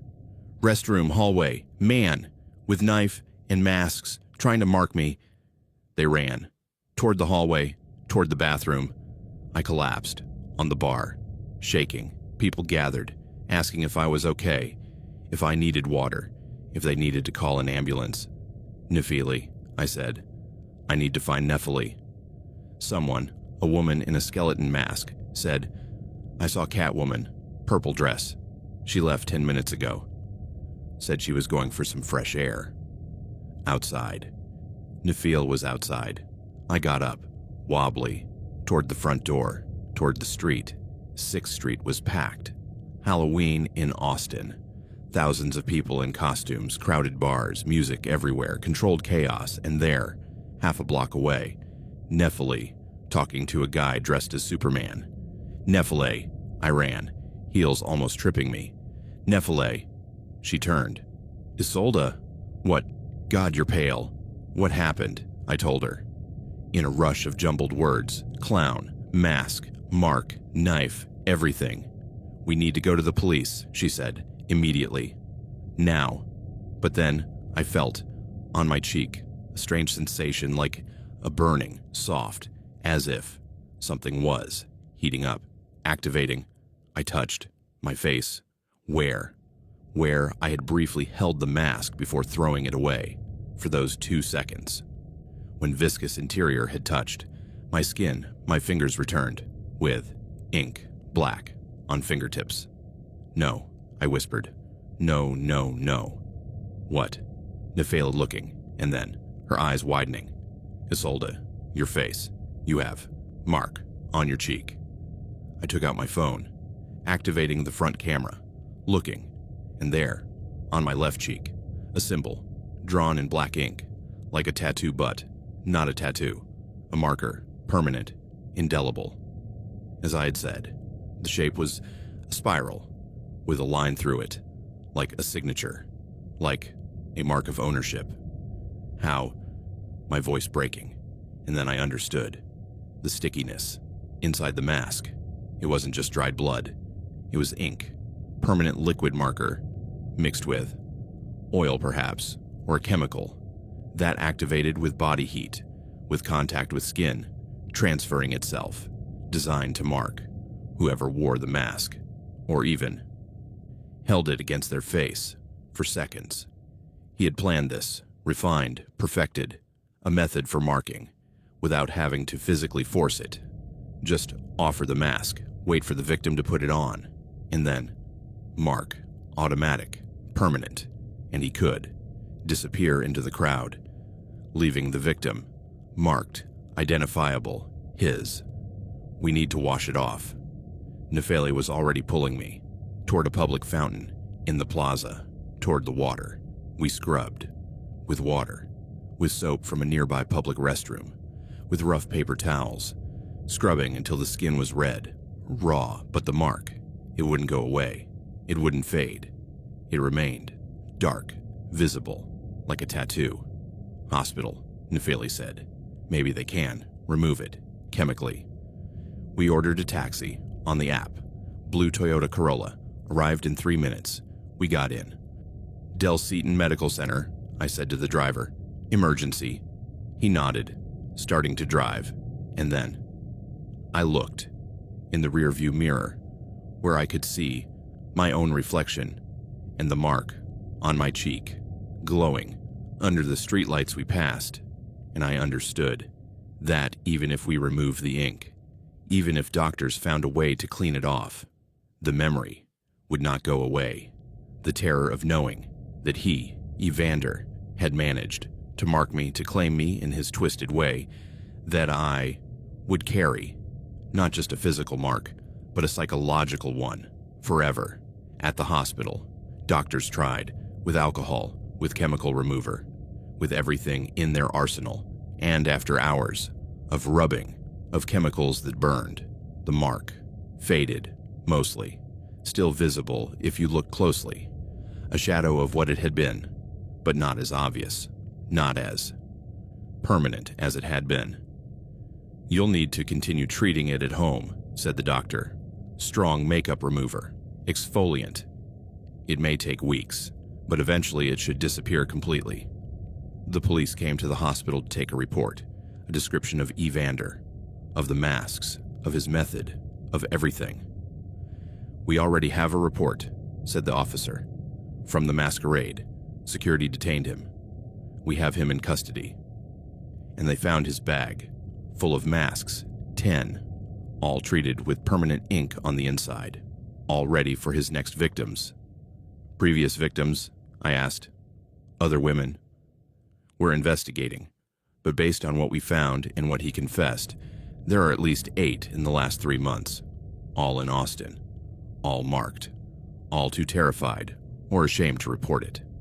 Until now, Evander was charged, multiple assault with a deadly weapon, stalking, and a new law that Texas had recently passed about non-consensual marking, which made it a serious crime, tattoos or permanent marks without consent. He went to trial 4 months later, convicted on all charges, sentenced to 15 years, and I spent those 4 months rubbing my face every night with chemicals that burned, that irritated, but slowly, gradually, removed the shadow of his mark, until finally, it disappeared, completely, no visible trace, but the invisible one, the one he left, in my mind, in my confidence, in my ability to enjoy bars, or Halloween, or conversation with strangers. That one remains, because I know, now, that predators evolve. They find new ways to mark, to claim, to possess, not with obvious violence, but with deception, with technology, with methods that seem harmless, flirtatious, until it's too late. And the mask, that had seemed an invitation to play, to have fun, was a trap designed to transfer the mark without force, without visible violence, just chemistry and brief contact, and the victim marking herself without knowing. And I wonder how many more, like Evander, are out there, in bars, in clubs, at events where masks are normal, where anonymity is expected, where people let their guard down and trust, strangers with smiles and offers to join, to be a couple, to match. I don't know, but I know that I will never, ever accept a mask from a stranger. I will never touch the inside of a mask that is not mine. I will never trust a gesture that seems flirtatious when my instinct, however small, however dulled by alcohol, whispers danger. Because I heard that whisper that night, when I felt the slime, when I saw the stains, when something inside me said no, but I didn't listen quickly enough. I didn't trust strongly enough. And for 2 seconds, I held that mask against my face, and that was all it needed to mark me, to claim me, to do what it promised, that I would be his forever.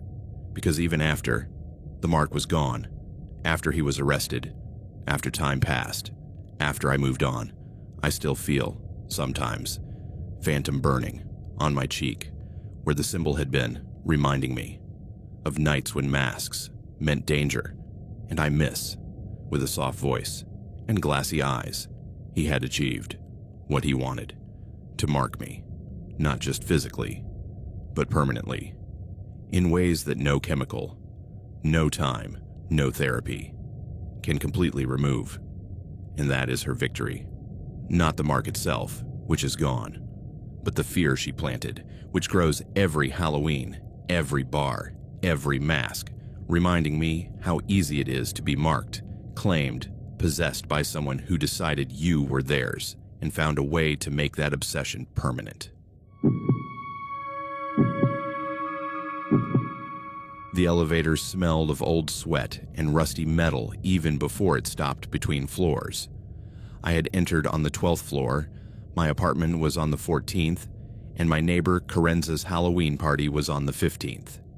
It was October 31st, 2024, almost 11 o'clock at night, and I was wearing a fallen angel costume that had cost way too much money at a costume shop in downtown Chicago. Black feathered wings, short silver dress, thigh-high boots. Ridiculous, but Karenza had insisted that it be elaborate, that everyone was going to make an effort, that it was going to be the party of the year. My name is Thessaly Kane, 27 years old. I work in financial consulting, live alone in a one-bedroom apartment in this 24-story red brick building in River North. The building is old, built in the 70s, and everything in it creaks and groans as if it were alive. The elevators are especially bad, slow, noisy, prone to jerking. But they had never stopped like this before. Never with that violent jolt that made me stagger and grab the metal bar on the wall. I wasn't alone. There was a man with me. He had entered on the 9th floor just as the doors were closing. Tall, maybe 6 feet 2 inches, with a build that suggested regular gym use or hard physical labor. His costume was that of a devil, bright red horns on a headband, a tight red sleeveless t-shirt that showed off arms covered in tattoos that looked like the wrong kind. Not the artistic hipster kind, the gang type. I saw a teardrop under his left eye as he entered. I saw numbers on his forearm that looked like a zip code. I saw something that looked like a 3-pointed crown on his bicep, and I saw, on his neck, just above his collar, a thick scar that ran from his ear to his collarbone. He hadn't made eye contact when he walked in. He had just stood in the opposite corner, looking at his phone, pressing the button for 16. I had pressed 15, and then we had started going up. The elevator had groaned, normal. It had shaken as it passed 10, normal. It had buzzed as it passed 11, normal. And then between 12 and 13, something had sounded like a metal cable snapping. Not completely, not catastrophically, but loud enough to make my stomach drop. And the entire box had fallen maybe 3 feet before stopping with a jolt that threw me to the floor. The lights went out for 2 seconds. Total darkness. And then the emergency lights flickered on, dim, yellowish fluorescence that made everything look sick, as if we were underwater, in dirty water. "Shit," said the guy with the devil. His voice was rough, a southern Chicago accent, the kind of guy who had grown up on streets that didn't appear in tourist brochures. "Shit, shit, shit." I stood up, shaking, feeling my legs were unsteady. What happened? Elevator stalled. He was already at the control panel pressing buttons. Alarm, emergency button, floor buttons. Nothing responded. Nothing lit up except the small digital display that said 12.5 in blurry red numbers. "Do you have a signal?" I asked, pulling out my phone. No signal. Of course. These old elevators were basically Faraday cages. No. He was looking at his phone too, and then suddenly he froze, staring at the screen, reading something, and I saw something cross his face. Not annoyance, not frustration, but pure raw fear. "What?" I asked. "What's wrong?" He looked up, and his eyes, dark brown, almost black in this light, locked onto mine with an intensity that made me want to back away. "I need you to listen to me," he said, low voice, controlled, "and I need you not to panic." "I'm panicking. We're stuck." "No." He shook his head. "Listen to me. We're not stuck. We were stopped. Intentionally." I blinked. "What? How?" "I know someone who works in building maintenance. He just texted me. He says someone cut the power to this elevator specifically, from the control room in the basement. They did it right after I got in." My brain tried to process. Why would someone do that? Because someone is looking for me, and they know I'm in this building. And this is a perfect trap. They have me contained. They know my exact location, and now they just need to come pick me up. Pick you up? My voice rising. What are you talking about? Who is looking for you? He hesitated, and then, I owe money to the wrong people, a lot of money, and they've decided they don't want to wait any longer. Then pay. I can't. Bitter. I don't have the money. I lost it on stupid things, and now they want something else. They want an example. They want to send a message to others who also owe them. And I am that message. Cold horror spread through my chest. What kind of message? He didn't answer. He just looked up at the ceiling of the elevator, where we could hear, very faintly, the sound of footsteps above us in the elevator shaft. Shit, he whispered. They're already here. Who? Shut up. He moved closer, quickly, grabbing my shoulder, squeezing. Listen very carefully. Don't scream, don't make a sound. If he hears you, if he knows there's a witness, he'll kill you too. I could barely breathe. Who is he? He calls himself Malachi. It's not his real name, but it's what he goes by. He is a collector for the organization I owe, and he doesn't just collect money. He collects parts from people who don't pay. I felt bile rising in my throat. No, you have to be kidding. This isn't real. You think I'm joking. He let go of my shoulder and reached for his right boot. And when his hand reappeared, he was holding a knife. Not big, maybe 4 inches of blade, but with a sharp edge that caught the sickly yellow light. I have this because I knew you would come eventually, but I didn't think it would be today. I didn't think it would be like this. The footsteps above us stopped, directly above the elevator ceiling. I could hear him. I could hear him breathing, heavy breathing, deliberate, like an animal sniffing prey. And then a voice, deep, guttural, filtered through metal but still clear. Darian. The devil guy, Darian, clenched his jaw. He didn't respond. Darian, I know you're there. I can see you on the cameras. You and your little angel friend. Cute costume, by the way.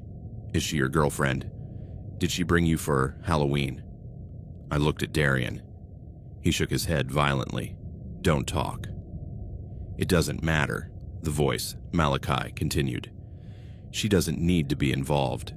Not yet. If you just do what I say, if you just come peacefully, I can let her go. She doesn't have to see this.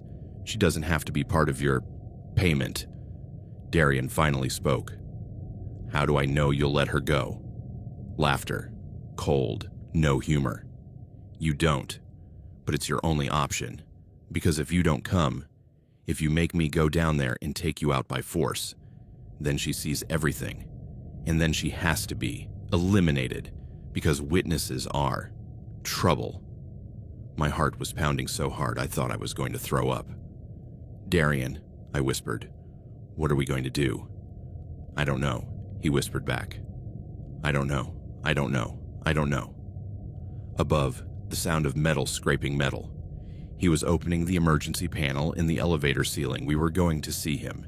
He was coming down. Wait, Darian called. Wait, just give me a minute to think. You have 30 seconds, Malachi said. And then I come down, and we begin. Darian turned to me, wild eyes, desperate. The panel, the emergency panel. Down here. Can you open it? I looked up. There was a panel on our ceiling too, a trap door, with screws in the corners. With what? I don't have any tools. Your fingernails, keys, anything.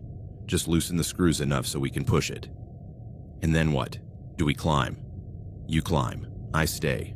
I distract him. I give him what he wants. And you climb up the shaft. You get to the 13th floor. You open the door from inside the shaft. You escape. You get help. I can't leave you. You have to. He grabbed my shoulders, both of them, holding tight. Listen, I signed up for this. I made the choices that brought me here, but you didn't. You were just going to a stupid party, and you don't deserve this. You don't deserve what he's going to do, so you need to go, now." Above, the scraping of metal stopped, and then bright flashlight, shining through the hole Malachi had just torn open. "Time's up," he said. Darian pushed me into the corner, under the panel. "Climb," he whispered. "On my shoulders. Reach the screws, quick." I didn't have time to think. I just acted, kicking off my boots because the heels were impossible, climbing onto his shoulders as he crouched down. He stood up straight, holding me steady, and I reached, fingers trembling, touching the cold metal screws in the corners of the panel. They were tight. God, they were so tight. "Use this," Darian said, handing me his knife. "Handle first." I took it, using the tip to pry at the screw slot, turning, my fingers slipping, sweat making the handle hard to hold. But slowly, so slowly, the screw began to budge.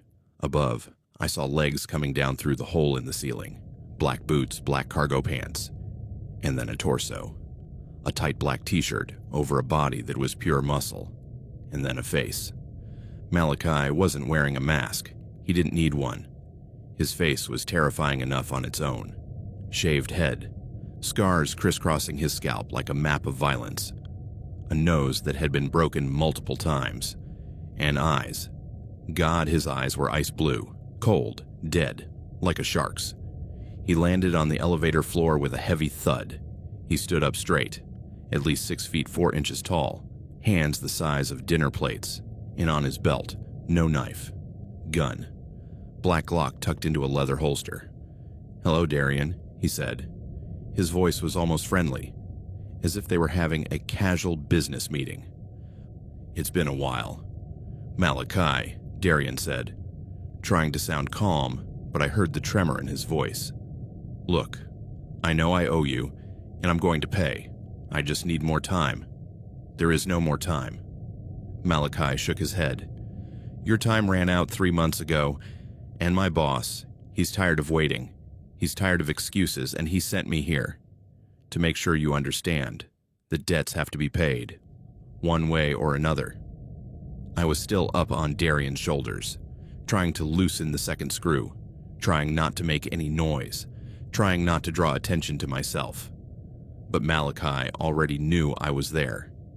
His eyes moved to me, watching, assessing. "Pretty angel," he said. "Too bad you're in the wrong place at the wrong time." "She has nothing to do with this," Darian said. "Just let her go." Later, Malachi pulled out his gun, not aiming, just holding it, casually, as if it were an extension of his hand. "First, you and I have business." "What kind of business?" "The kind where you learn a lesson about not paying your debts, the kind that others will see and remember, and fear." Darian took a step back, holding me by the shoulders, making me stagger. Wait, just, I can get the money. This week, I swear." "Liar. Flat true. You know you can't. You know you lost everything. On drugs, on gambling, on stupid things you thought would make you happy. And now, you have to pay a different price." He raised the gun, aiming at Darian's chest.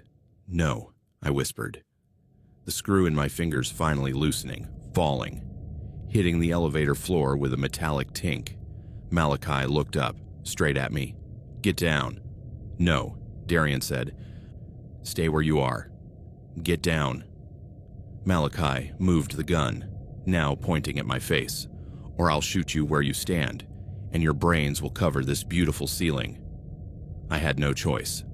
I got down, sliding off Darian's shoulders, falling to the floor, feeling the cold metal through my tights. "Good," Malachi said. "Now, both of you, against that wall, backs against the metal, hands where I can see them." We obeyed, Darian to my left, me pressed against the cold wall, feeling the hum of electricity in the wires behind the metal, feeling my pulse in my throat like a drum. Malachi approached, slowly, savoring this. "Darian, you owe $43,000, plus interest. That's about $60,000 now. Do you have $60,000? No. Do you have $10,000? No. 5. No. Do you have anything? Silence. I thought so. Malachi sighed. Then, we have to take different payment. My boss decided that your right hand will be worth the debt. Absolute horror flooded me. What? Your hand, Malachi said, looking at me. I'm going to cut it off. Here. Now. And I'm going to take it back to my boss. As proof. As payment. And as a warning to others. You're crazy, I breathed. You can't. People will know. There will be blood. Evidence. There won't be anything. Malachi smiled, joylessly. Because after I take your hand, this elevator is going to have a very unfortunate accident. It's going to fall all the way to the basement, and you two are going to be inside when it happens. And when they find the wreckage, no one will know your hand was taken before the impact. They'll think it was trauma from the accident. No, Darian said, his voice breaking. Please, don't involve her. She didn't do anything. She's a witness. Simple. Final. And witnesses can't live. He pulled something else from his belt. Not a gun. A knife, but not small like Darian's. This was a machete. Heavy, with a blade that had been sharpened recently. I could see light reflecting off the metal. Give me your hand, Malachi ordered Darian. No. Give me your hand, or I'll start with her, pointing the machete at me. Do you want me to start with her? Darian was crying now, tears streaming down his face.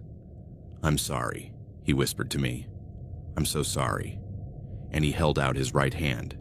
Malachi grabbed it, pulling him forward, forcing his wrist against the metal bar that ran along the wall, holding it there. Thessaly, Darian looked at me. Using my name. I didn't know he knew my name. When I start, when I'm distracted, run through the hole, climb. Don't look back, just climb. Understand, please. I can't. You have to. Malachi raised the machete, getting ready. This is going to hurt, he said to Darian, almost kindly. But it will be quick. Probably. And he lowered the blade. I don't know where the courage came from. Or maybe it wasn't courage. Maybe it was just pure panic turned into action. But I moved. I threw my body at Malachi, hitting his arm just as the machete came down. The blade missed, cutting the metal of the bar instead of Darian's wrist, sparks flying, sharp sound of metal on metal.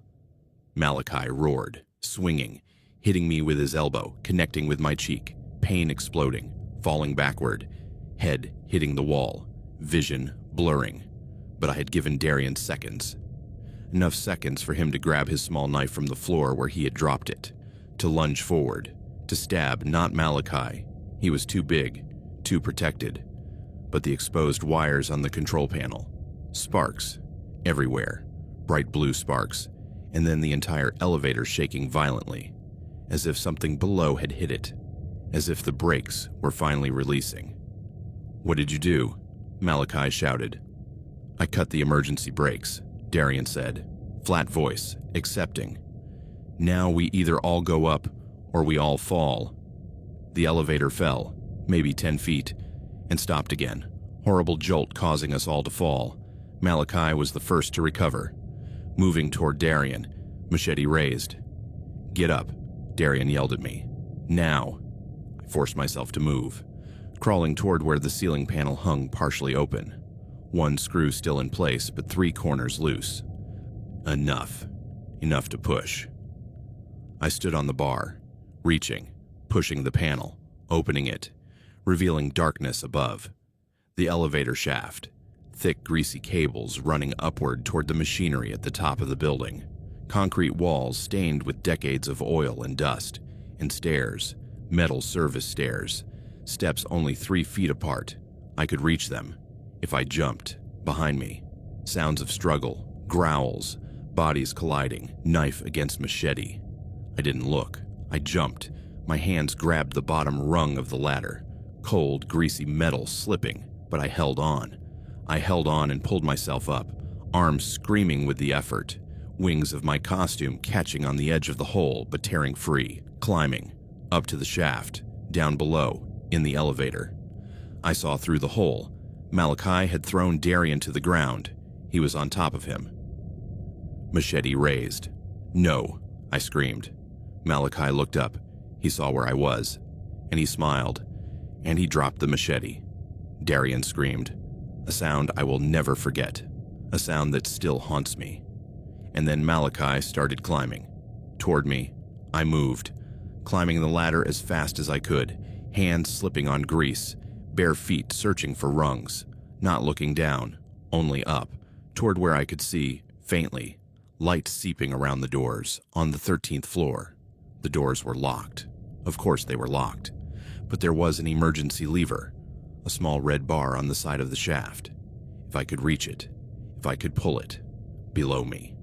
Malachi climbing, fast, faster than should be possible for someone his size, like an animal chasing prey. "There's nowhere to go," he called. Calm voice, not breathless, not strained. "The 13th floor is closed. Renovations, no people, no help.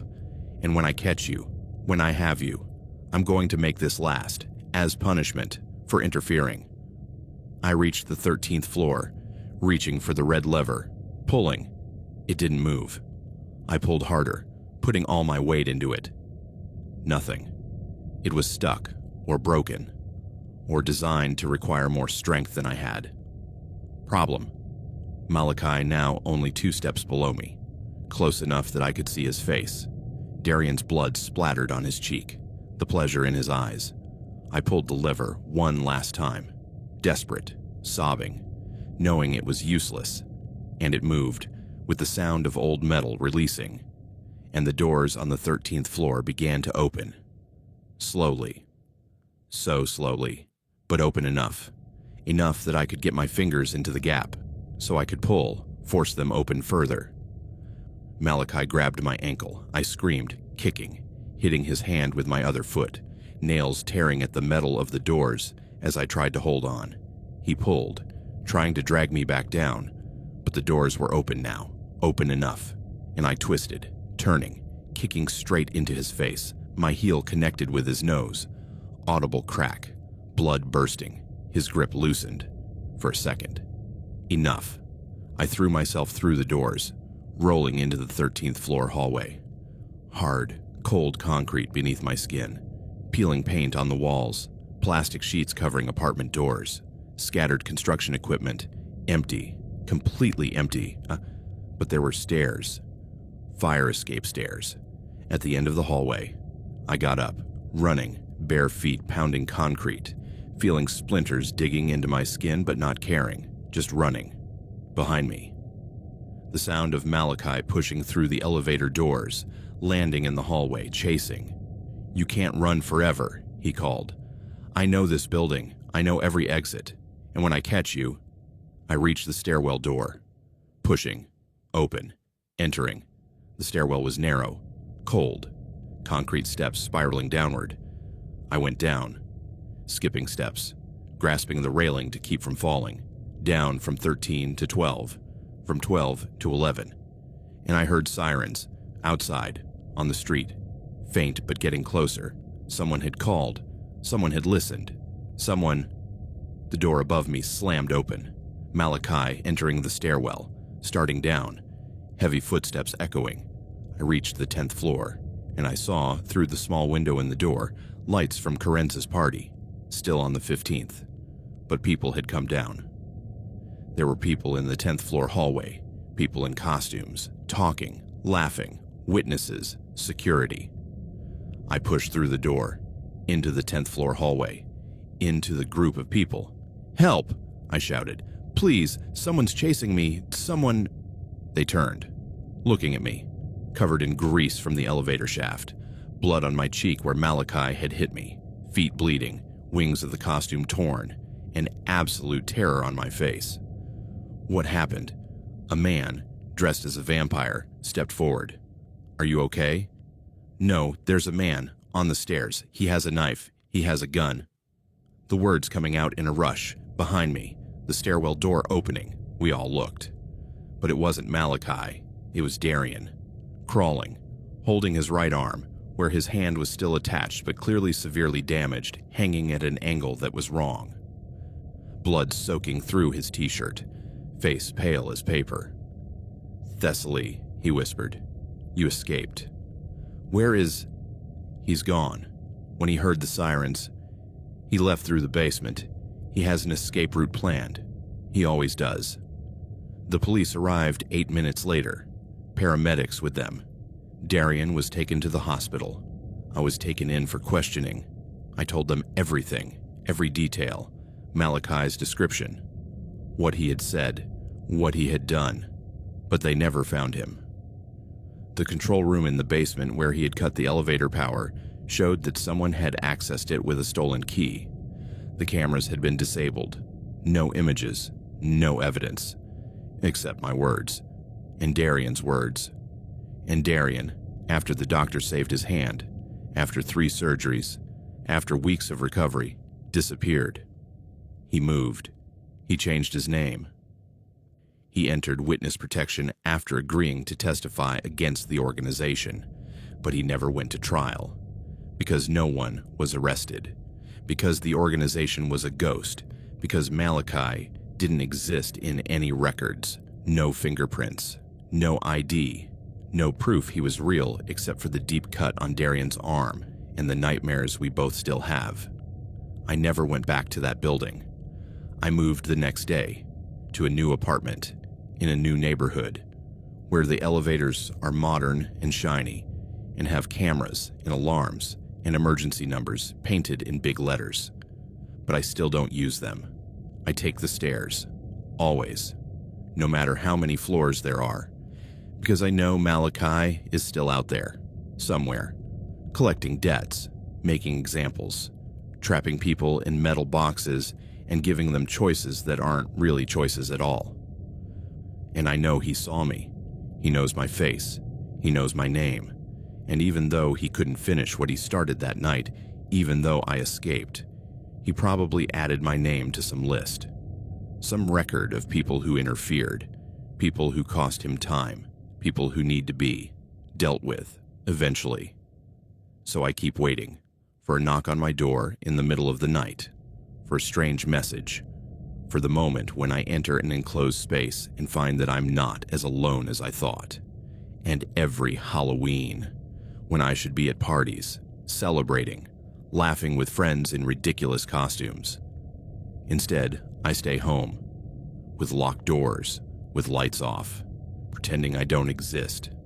Because I learned that night in the elevator that monsters don't wear masks on Halloween. They wear normal clothes. They speak with normal voices. And they wait in places where you least expect them. Places that should be safe. Places as mundane as an elevator on the way to a party. And when they catch you, when the doors close and the box starts to fall, there's no time to be brave. There's no time to be smart. There's only terror. And the choice of whether you're going to fight or freeze. Whether you're going to climb toward the light or stay in the darkness with the monster. I climbed. I escaped. I survived. But Darian lost his hand. He lost his life as he knew it. And I still don't know if my choice, pushing Malachi, interfering, climbing, was the right thing to do, or if it just prolonged the inevitable, because Malachi is still out there, and the elevator, now inspected, repaired, with new brakes and a new box, is still running, taking people up and down, trapping them in metal, making them vulnerable, and someday, maybe, it will trap someone else, and they will learn what I learned. That help doesn't always come in time. That screaming doesn't always work when you're surrounded by metal and insulation. And that the difference between victim and survivor is sometimes just a second. Just a decision. Just a leap toward a greasy cable in the darkness, with hands that tremble and a heart that is sure it is going to stop. I jumped. And here I am, still jumping, every day, trying to escape the memory of that night, of that box, of those ice blue eyes watching me as his machete came down. But I will never completely escape, because part of me is still there, in that elevator, between floors 12 and 13, trapped, waiting, knowing that he is coming up and that I cannot run fast enough. I cannot climb high enough. I cannot hide well enough, and that eventually, when I let my guard down, when I think I'm safe, when I enter a space that feels contained and protected, the doors will close, the light will flicker, and I will hear his voice again saying, "Don't scream," or he will come up, and I will know that this time, there will be no staircase, there will be no way out, only cold metal and darkness and the sound of something coming up to claim what it believes is its own. My phone rang at 7:42 p.m. on October 31st, 2024, while Navali, my 8-year-old niece dressed as a purple witch with an oversized hat, stood in front of a white colonial house on Chestnut Street in Salem, Massachusetts, holding out her orange pumpkin bag and shouting "trick or treat" in a voice that was pure, sugary excitement. My iPhone screen said "blocked number," and I would normally have ignored such calls, but something, instinct perhaps, or stupid curiosity, made me answer. "Hello?" Silence, but not empty silence, full silence, like when you know someone is there, breathing, listening, waiting. "Hello?" I repeated, louder, annoyed now, and then the voice, male, soft, familiar in a way that made my stomach twist even before my brain processed who it was. "Happy Halloween, Kezia." My full name, not Kizzy like everyone called me, Kezia. Like only one person used to say it, with that specific tone that was half affectionate and half possessive and completely wrong. Remember the costume from 2015, and he hung up.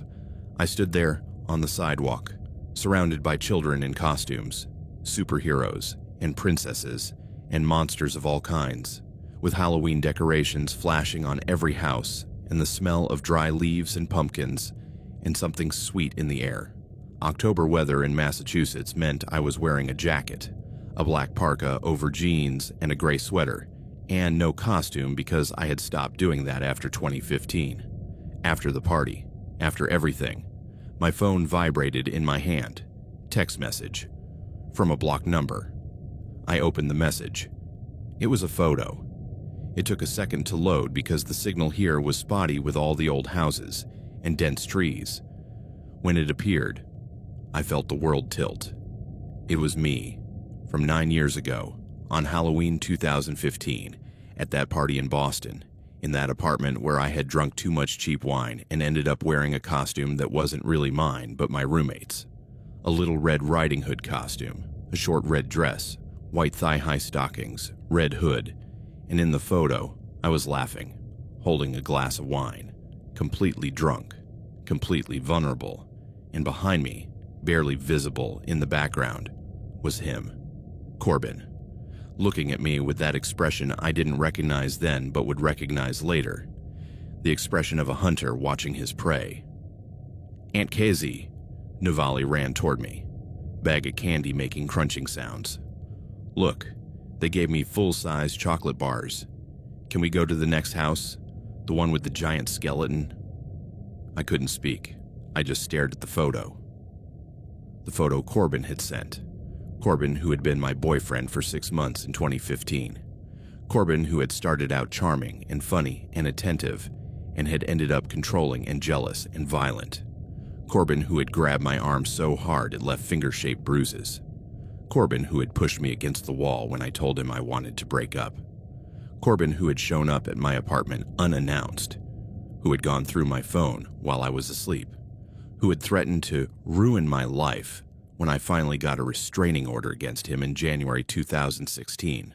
Corbin, who had served 2 years in prison for violating that restraining order, for stalking me, for breaking my window, for leaving threatening notes on my car. Corbin, who had been released, according to the system 3 months ago. And now he was here, in Salem, on Halloween, contacting me, sending me a photo of the night that had marked the beginning of the nightmare that had taken me years to escape. "Aunt Kezia?" Novali tugged at my sleeve. "Are you okay?" Yes, my voice coming out higher than normal. Yes, sweetie, just a work message. Come on, let's go to the skeleton house. But my hand was shaking as I put my phone in my jacket pocket, and my eyes were scanning the street, searching. Because if he had sent me that photo, if he knew it was Halloween, if he remembered 2015, then he was probably here, now, watching. Chestnut Street was packed. It was one of the main streets for trick-or-treating in Salem. Historic houses with elaborate decorations, friendly neighbors, giving out good candy, wide sidewalks perfect for hordes of children. There were easily 100 people on this block alone. Parents walking with small children, teenagers in noisy groups, young couples taking pictures of the decorations, and on every corner, in every shadow, in every group of adults standing around talking. He could be there. I hadn't seen him in 9 years, not since the trial, not since they had taken him away in handcuffs. But I remembered his face perfectly. Dark brown hair that he always wore too long. Green eyes that could look kind or terrifying depending on his mood. Average height, maybe 5 feet 10 inches. Slim build but stronger than he looked. Raven tattoo on his left forearm. And that way he moved. Confident, almost arrogant, as if the world owed him something. I followed Novali to the house with the giant skeleton, trying to act normal, trying not to look over my shoulder every 3 seconds. But my heart was racing, and my hands were sweating inside my jacket pockets. My phone vibrated again. I took it out. My hands were shaking so much I almost dropped it. Another message from a blocked number. This time it wasn't a photo. It was text. You look good tonight. Black suits you. I looked down. My black parka, my dark jeans. He could see me, now, in real time. I turned, quickly, scanning the street, the groups of people, the cars parked along the curb, the windows of the houses where residents watched the parade of trick-or-treaters. And I saw him, or I thought I saw him, a male figure, standing under a large maple tree, half a block away, hood over his head, looking in my direction. I blinked, and he was gone, moving behind the tree. Or maybe he had never been there. Maybe my brain was fabricating threats from shadows. But then my phone vibrated a third time. I opened the message with fingers that barely responded. It was a screenshot from a map app, showing location, my location. A bright blue pin marking exactly where I was standing. On Chestnut Street, in Salem, with precision that could only come from active GPS. My location was being shared, with him. Cold horror spilled down my spine. I opened my phone settings, went to privacy, to location services, to share my location. It was enabled, and there was a name on the list, Corbin Thayer. It wasn't possible.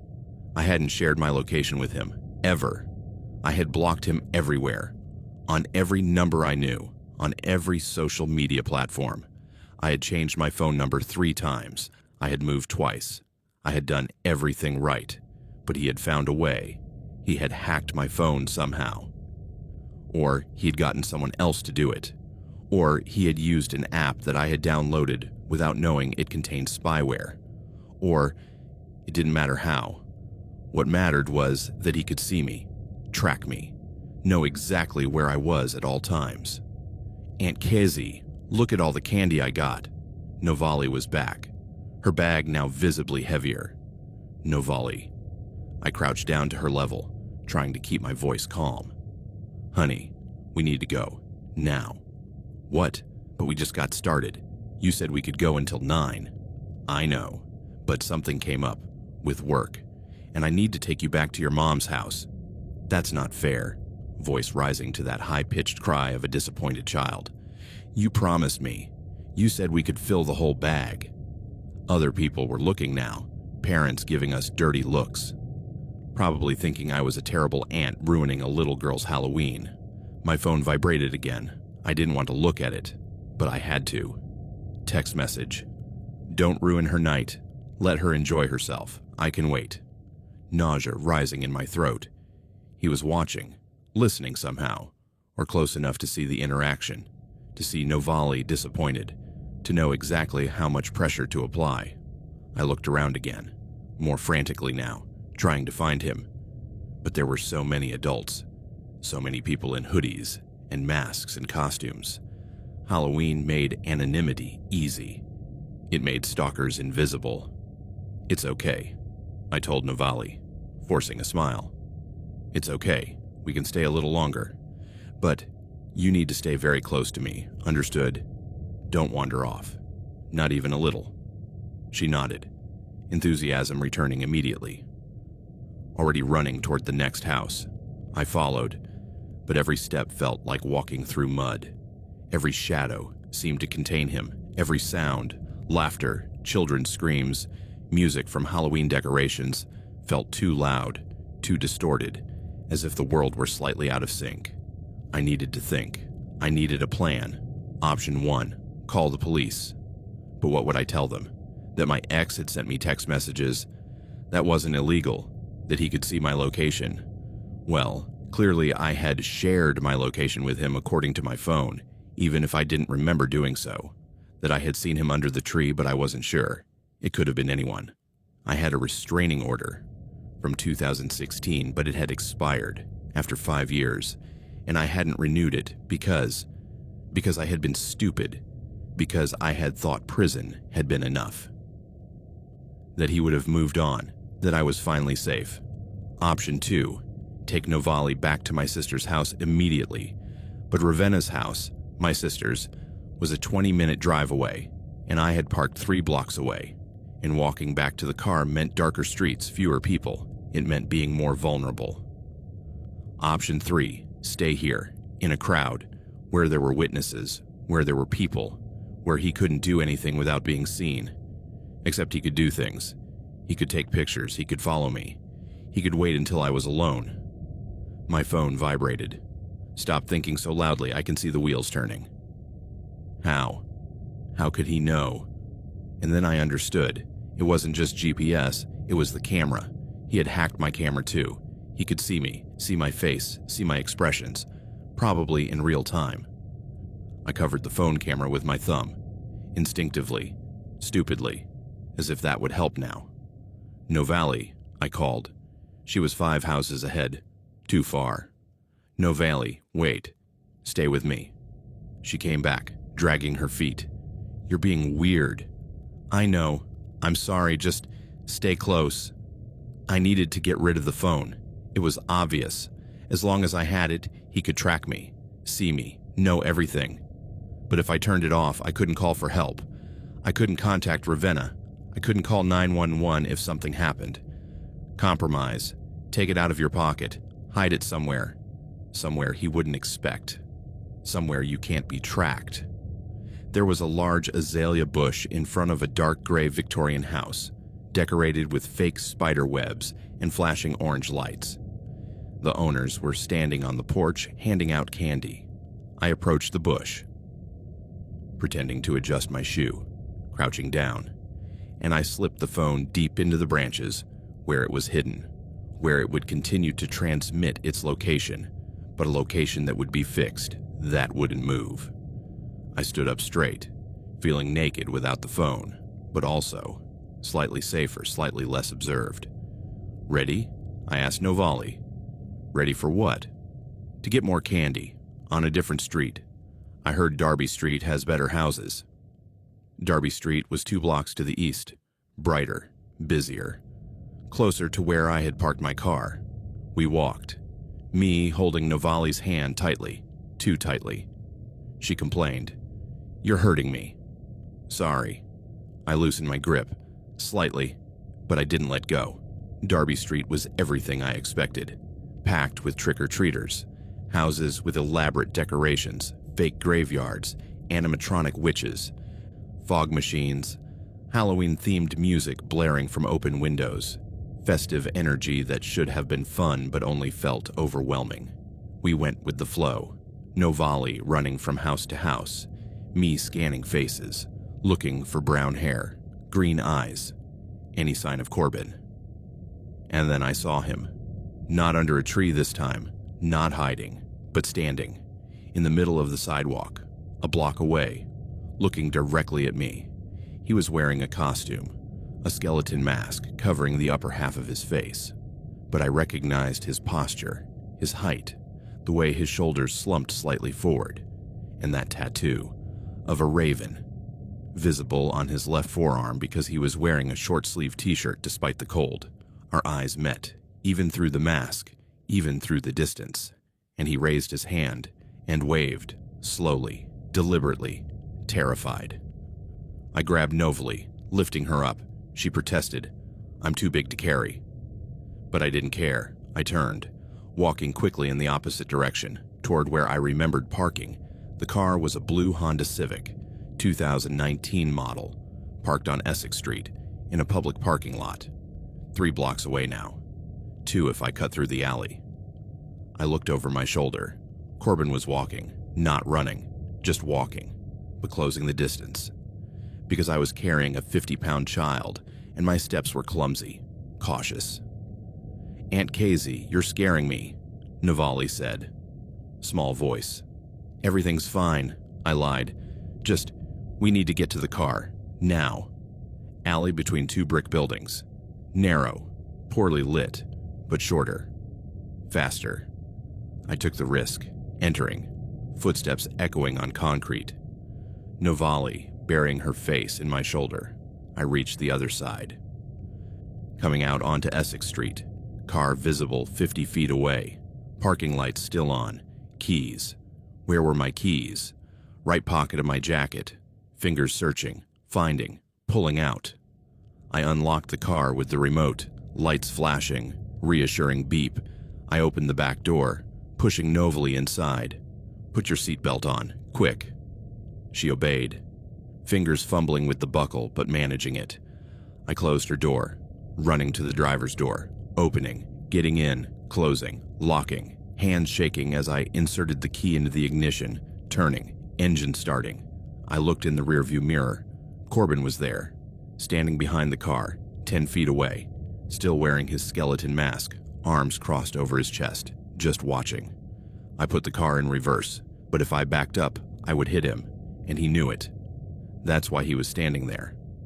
I honked the horn, long, loud, asking him to move. He didn't. Other trick-or-treaters passing by, some looking, confused by the scene. Woman in car honking at man in Halloween costume. They probably thought we were a couple having an argument. "Move," I yelled, but the closed windows muffled the sound. He leaned forward, tapping my trunk with his open hand. Slowly, rhythmically. Tap, tap, tap. I shifted into drive, turned the steering wheel. Preparing to drive around him, the car parked to my left made it a tight but possible space. I accelerated, passing so close to him that if he had reached out, he would have touched my driver's window. I saw his face, the part visible under his mask, as I passed. He was smiling. I left the parking lot, toward Essex Street, turning right, toward Washington Street, toward the main road to Salem. But when I looked in the rearview mirror again, there was a car behind me, a silver Toyota Camry, with bright headlights that blinded me, staying close. Too close, almost touching my bumper. Was it him? Did he have a car waiting, or was it just a coincidence? I changed lanes. The Camry changed too. I accelerated. The Camry accelerated. "Aunt Casey, why are we going so fast?" Novalie's high-pitched voice was fearful. "Everything's fine, sweetie. I just want to get home." But I wasn't going to Ravenna's house. Not yet. I couldn't take him there. I couldn't let him know where my sister lived.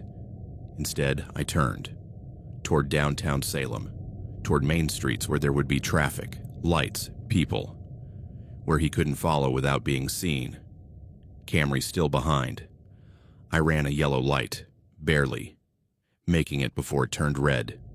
Camry didn't stop. He ran the red light, horns blaring from cars at the intersection. It was definitely him. It had to be. My pulse pounding in my ears, my vision narrowing, my breathing becoming rapid and shallow, a panic attack trying to take over, but I pushed it down because I couldn't let it. Not now, not while I was driving, not while Novalie was in the car. The next light was green. I went through it. The Camry followed, and then I saw it. Ahead, a Halloween party. A crowd of people, crossing the street toward a small park where there was a community event. Musicians playing, bonfire, more organized trick-or-treating. I slowed down, illegally parking on the side of the street. Engine still running.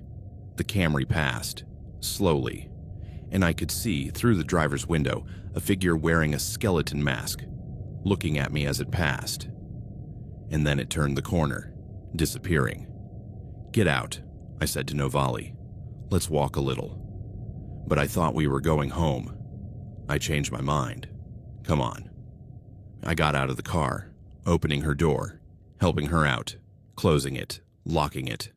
We entered the crowd, blending in, costumes everywhere making us anonymous, just another aunt and niece enjoying Halloween.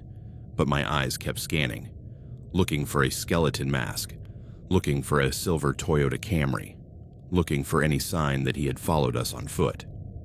Novali tugged at my hand. "Can we get some hot cider? It smells good." There was a stand selling cider and donuts, a line of people waiting. "Sure." We got in line, surrounded by people, families laughing, kids comparing candy, normality that felt surreal considering the terror frozen in my chest. We reached the front. I paid for 2 ciders. I received steaming cups. I gave one to Novali, and as I turned around, I saw him, not wearing a skeleton mask. He had taken it off, standing on the other side of the bonfire, 30 feet away, watching us, his face completely visible now. And it was him. Definitely Corbin, 9 years older, thinner, with lines around his eyes he hadn't had before, but unmistakably him. Our eyes met through the dancing flames, and he raised his phone, pointing it at me. Taking a photo, bright flash cutting through the darkness. I dropped my cider, warm liquid splashing on my shoes, but it didn't matter. "We need to go," I said to Novali. My voice hard now, not trying to sound calm, just urgent. "Why now?" I pulled her along, through the crowd, back to where I had parked, but when we got to that street, the car was gone. My blue Honda Civic. Gone. What? Looking around, confused. "I parked it here. I know it was here." Had it been towed? In 20 minutes that fast? Oh, he had taken it somehow. He had gotten in. He had taken it. Pure panic now. No car. No phone. In the middle of Salem on Halloween with an 8-year-old niece and a violent ex stalking us. "We're going to walk," I decided. "To your mom's house. It's a 20-minute walk. We can do it." Walk, but it's so far. "We'll walk fast. It'll be an adventure." Lie, but I had to keep her calm. I had to keep her moving. We started walking, north, toward the residential neighborhood where Ravenna lived, away from the busy downtown areas, toward quieter streets with spaced-out houses and fewer streetlights. Not a good choice, but the only option. We passed groups of trick-or-treaters, smaller now that we were away from downtown, more scattered, and between groups, stretches of dark sidewalk, of shadows, of silence except for our footsteps. I looked over my shoulder, every few steps, looking for him, but I saw nothing, no one following. Maybe he had left. Maybe taking the car had been enough. Maybe he had made his point and... My phone rang, except I didn't have my phone. I had hidden it in the bush on Chestnut Street, miles from here.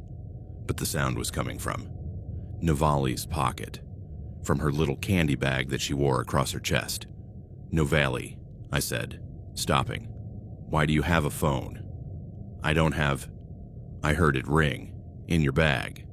She opened the bag, rummaging through candy, and pulled out a phone, a cheap model. It wasn't hers. It wasn't mine. "I don't know how this got in there," she said, confused. Startled by my expression, he had put it there, somehow, at some point, when we were in the crowd, when we were distracted. He had slipped the phone into her bag. The phone rang again in her hand. I took it, answering. "Hello?" "Clever," Corbin said. "Hiding your phone. You thought it would break the tracking, but I always have a backup plan. Always. What do you want? My voice coming out as a hiss, trying not to yell so as not to scare Novely anymore. The same thing I've always wanted. You, back, where you belong, with me.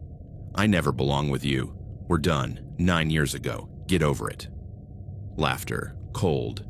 We're not over until I say we're over. And I haven't. You went to prison, and I got out. I served my time, and now I'm free. And I thought, what better night to reconnect than Halloween, the night it all started, remember? The party in 2015, where I met you, where I saw you in that little Red Riding Hood costume, where I knew you were special, that you were mine. I wasn't yours then, and I'm not yours now, but you will be. 'Cause look, I have you right where I want you. No phone, no car, walking in the dark with a little girl, and me. I know exactly where you are. The phone in my hand. He could track it too. Of course he could. If you come near us, I said, if you touch my niece, I'll kill you. You won't do anything, because you're a good girl, Keziah. You always were. Too good for your own good. And now, you're going to listen carefully. You're going to walk to 47 Maple Street. It's 2 blocks east of your current location. It's an empty house, for sale. I have a key. You're going to go inside. And you're going to leave the girl in the living room. And you're going to go up to the 2nd floor, where I'll be waiting. And we're going to talk, like civilized people, like the couple we used to be. I'm not going to, if you don't come, if you try to go anywhere else, if you try to get to your sister's house, then I'll catch up with you on the street, and it won't be pretty. And the girl will see things she shouldn't see, and she'll have nightmares for the rest of her life. Do you want that? Novely looked at me, eyes wide, terrified, listening to my side of the conversation and knowing, with that intuition children have, that something was very wrong. Don't touch my niece, I repeated. Promise me. I promise. If you come, if you do what I say, the girl will be safe. She can stay in the living room, watch TV, eat her candy. And you and I will have our conversation upstairs. And then, you can both leave, no problem. I was lying, obviously lying, but what choice did I have? Okay, I said. We'll go. Good girl. Satisfaction in his voice. See you soon. He hung up. I looked at Novely, her face full of terror, tears starting to form. Listen to me, I said, kneeling down to her level. We're going home, but we need to make a quick stop first, at a friend's house, and I need you to stay in the living room while I talk to him. Can you do that? Who is that on the phone? Her voice trembled. No one important, just someone from work. It didn't sound like work. It sounded like you were scared. Smart. Too smart. I'm fine, I lied. I just need you to trust me, okay? She nodded, but tears were falling now. I want my mommy. You'll see your mommy soon, I promise. We just need to do this first.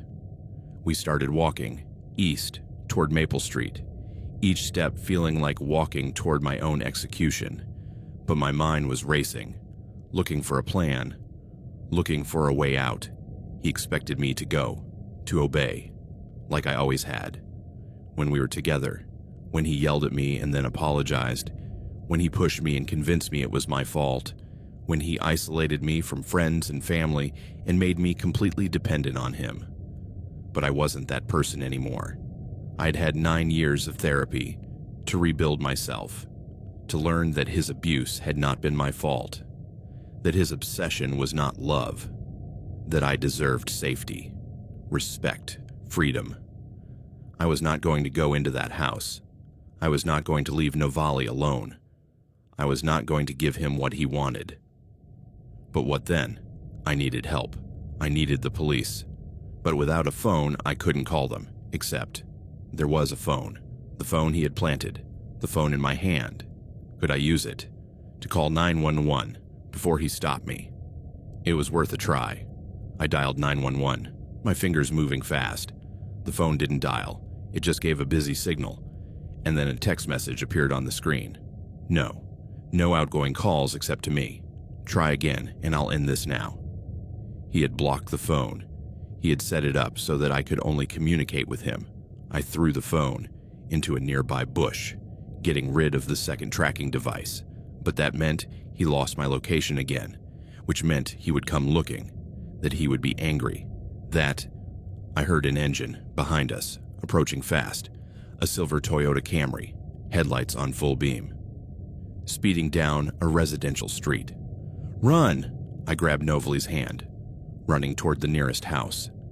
A 2-story house with Halloween decorations, lights on inside, people at home. We climbed the porch steps, banging on the door, desperately. Behind us, the Camry stopping, driver's door opening, house door opening, older woman, 60s, wearing a pumpkin sweater, looking confused at the frantic woman and girl on her porch. Please, I said. Please, we need help. Someone is chasing us. What? Who? Please, just let us in.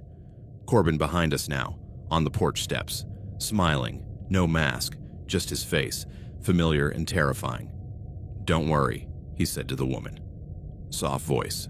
Reasonable. She's my wife.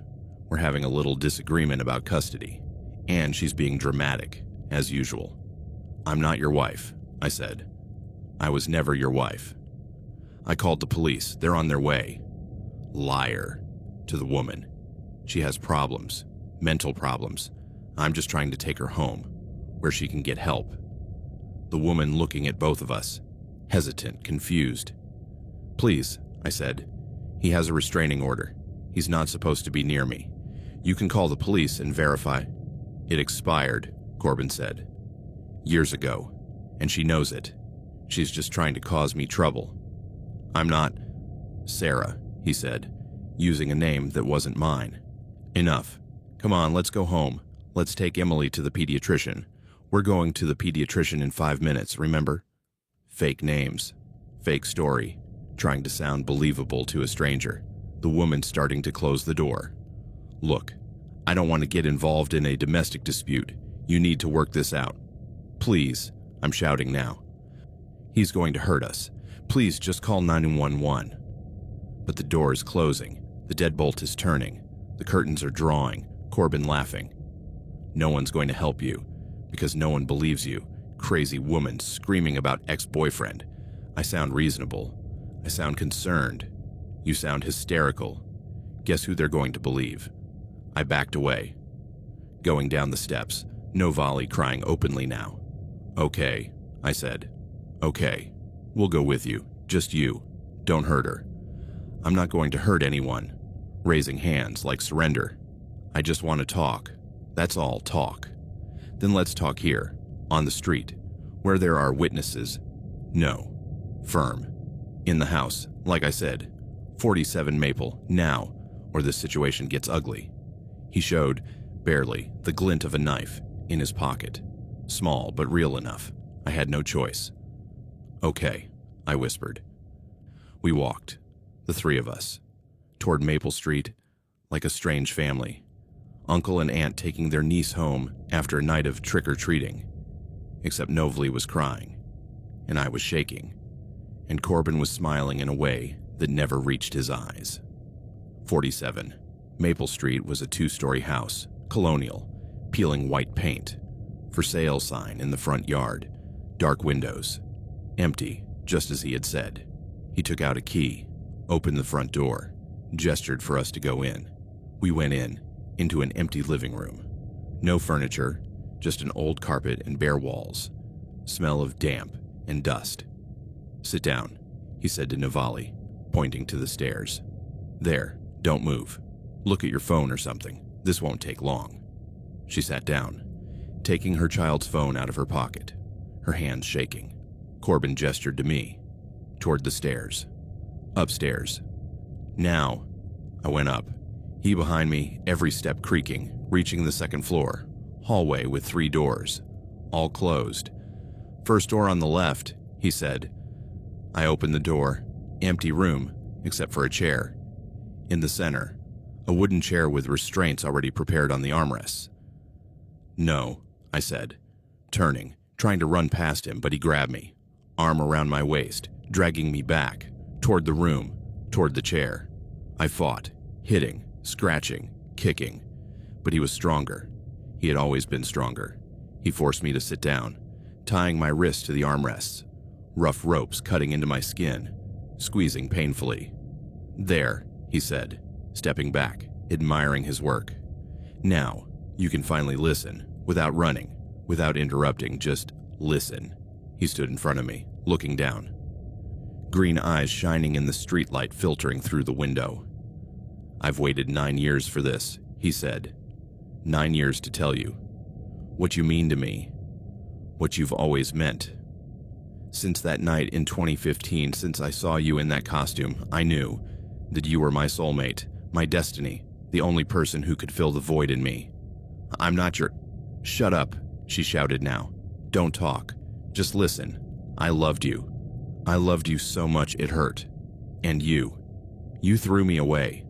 Like I was nothing. Like I didn't matter. Like our time together meant nothing. You hurt me because you loved me. Because you couldn't control your feelings. Because you were so passionate that you brought out the worst in me. But I forgave you. I always forgave you. Complete insanity. Rewriting history. Playing the victim. Making his abuse my fault. And then, he continued, you got that restraining order. And they sent me to prison. And I lost everything. Job, apartment, friends, everything. Because of you. Because I loved you too much. Corbin, I said, trying to keep my voice calm. I'm not in love with you. I never was. I was afraid of you. And if you let me go, now, I won't report this. Report it? He laughed. To whom? The police who didn't believe you before? The system that gave me only 2 years for harassment? Nobody cares. Nobody does anything real. And after tonight, after we have our conversation, after you understand, you won't want to report anything. He pulled out a knife. Not the small one from before. A bigger one. With a black handle and a 6-inch blade. What are you going to do? Her voice breaking now. Pure terror flooding every thought. I'm going to make sure, he said, that you can never forget me. I'm going to leave a mark, a small one, on your cheek, where you'll see it, every day, every time you look in the mirror, and you'll remember that you belong to me, you'll always belong. He moved closer, raising the knife, and then, from below, a scream, high-pitched, terrified, Novali. Corbin froze, looking toward the door. What? More screams, and then the sound of heavy footsteps. Multiple people, male voices shouting, Salem police, show your hands. Corbin's face contorting, confusion to rage. How? Novali. She must have escaped. Run to the neighbor's house. Got help. Corbin turned to me, raising the knife again. If I can't have you... The bedroom door burst open. Cops entering, 3 of them, with drawn guns. Drop the weapon, now. Corbin hesitated. Knife still in hand. Drop it. Last warning. He dropped it, hands up. It's okay, just a misunderstanding. They tackled him, to the ground, handcuffing him, reading him his rights as he struggled. Female officer came to me, cutting the restraints. Are you hurt? No, I said, even though my wrists were raw and bleeding. I'm fine. Lie, but only thing I could say. They took me downstairs, where Novali was with paramedic, wrapped in blanket, still crying but unharmed. I ran to her, hugging her, holding her tight. I ran, she whispered, to the next house. And they called the police, and they came so fast. You did perfect, I said. You were so brave, so smart. The police had questions, lots of questions, and I spent the next hour answering them, telling them everything. Showing them messages on the planted phone we eventually recovered from the bush. Describing the story, previous restraining order, time in prison, everything, and Corbin.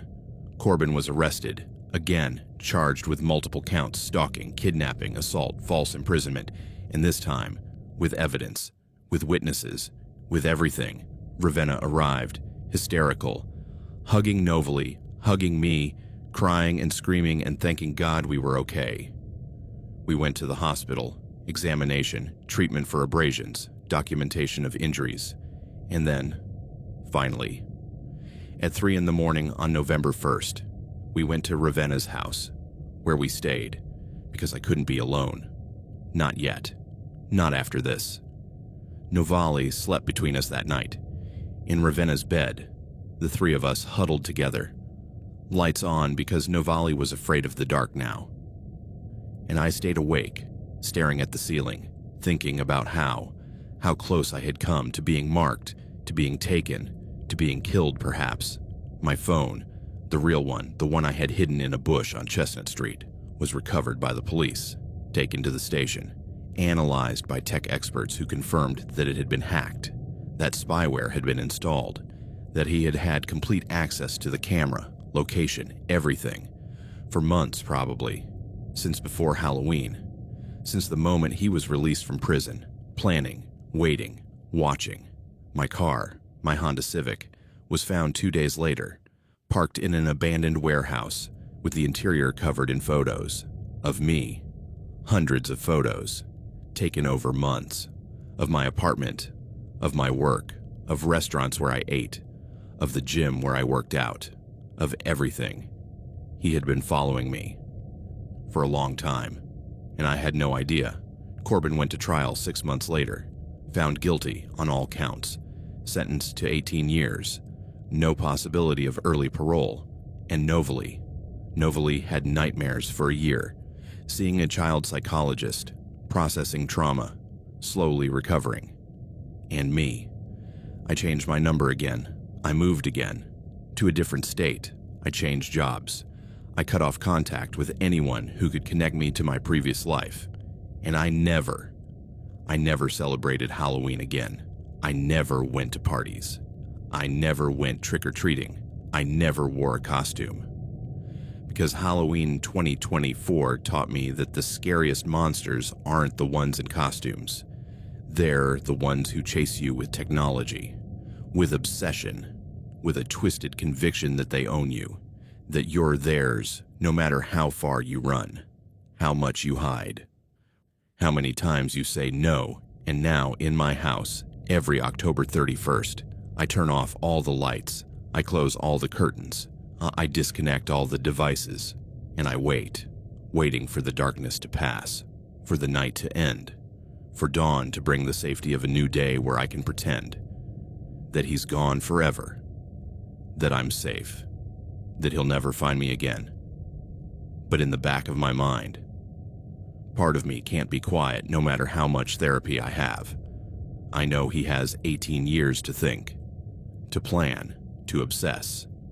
And when he gets out, if I'm still alive by then, he'll come looking for me again. And this time, he might be smarter, more careful, more patient. And I won't always have Novely to run for help. I won't always have the police arriving just in time. Someday, maybe, I'll be truly alone when he comes.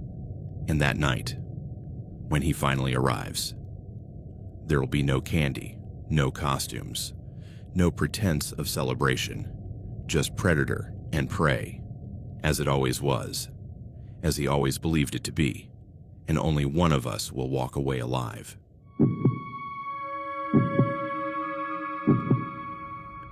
The white cotton glove on my right hand caught fire at 8:17 p.m. on October 31st, 2024, while I was holding paper lantern number 43 in Riverside Community Park in Eugene, Oregon, and the smell of kerosene mixed with something else, something chemical, something wrong, filled my nostrils a second before blue and orange flames licked my fingers like hungry tongues. My name is Sable Grayson, 32 years old, elementary school teacher at Lincoln Elementary, volunteer at community events because I believed in neighborhood, in community, in making Eugene a better place to live. And that night, Halloween night, I had arrived at Riverside Park at 6 in the evening to help set up the annual Lantern Festival, a 5-year tradition where neighborhood families lit paper lanterns decorated by local children, placed them around the park, and celebrated with hot chocolate and music and that warm feeling of community that is supposed to make life worthwhile. The park was beautiful. 10 acres of green grass bordering the Willamette River, with huge oak trees whose leaves had turned gold and red, with paved paths winding between picnic areas and a playground, and a small stage in the center where a local band played soft music as families arrived. There were perhaps 200 people when we began lighting the lanterns. Parents with children in costumes, teenagers in groups, elderly people in folding chairs enjoying the festive atmosphere. The lanterns were simple, wire frames covered with white or colored rice paper, decorated by children with markers and paints. Pumpkins, ghosts, bats, cats, abstract designs, all held up by 3-foot bamboo stakes driven into the grass. Inside each was a small metal-based candle, tea candles in aluminum cups, providing a soft, flickering light that would make the park glow like a fairy tale when they were all lit. I was on the lighting team, 5 volunteers, including me. Our job was to walk around the perimeter of the park with long barbecue-style lighters and light each lantern while families watched and took pictures, and children squealed with delight when their lantern lit up. The event organizer was a man named Caspian Reed, 48 years old. He had lived in the neighborhood his entire life, owner of a local bookstore, with a gray beard and round glasses and that kind of friendly energy that made you want to help him with whatever he needed. He had started this festival 5 years ago when his daughter, then 7 years old, had seen a similar festival in Japan on a YouTube video and begged for Eugene to have one too. "All right, everyone," Caspian had said before starting, gathering the volunteers in a small circle. "Same routine as always. Light from the outside in. Take your time. Make sure the candle is stable before you walk away. And if anything looks strange, if the paper looks too close to the flame, if the base is wobbly, call someone from the safety team." The safety team consisted of 3 volunteer firefighters from the neighborhood, with fire extinguishers and fire blankets, standing at strategic points around the park. Standard precaution. They had never had an incident in 5 years of the festival. Except that wasn't entirely true, but I didn't know that yet. We began lighting them. I started in the northwest corner. Lantern 1, smiling pumpkin. Click of the lighter, flame-touching candle wick, flickering to life. Warm light filling the paper interior. Perfect. Lantern 2, 3, 4, all lighting up without a problem. Families clapping and taking pictures. Children running from lantern to lantern saying, "That's mine. Look, it's lighting up." The temperature was cool, around 45 degrees, but not cold. The sky darkening quickly as it does in October, the first stars becoming visible, an almost full moon rising above the trees. Perfect setting. I got to lantern number 23, black cat with green eyes painted on it. I opened the paper roof. They were designed to open from the top for access, and brought the lighter close. The candle lit. Normal. I closed the roof. And then, 2 seconds later, the whole lantern exploded into flames. Not a soft candle flame, not a flickering light, but real flames. High, bright, consuming paper in seconds. And the heat, God, the heat, hit my face like a punch. I backed away, screaming, "Fire! Fire!" One of the volunteer firefighters was already running toward me. Fire extinguisher raised, spraying white foam, smothering flames in seconds. But the damage was done. The black cat flashlight was a charred pile of twisted wire and smoldering paper. "Are you okay?" asked the firefighter.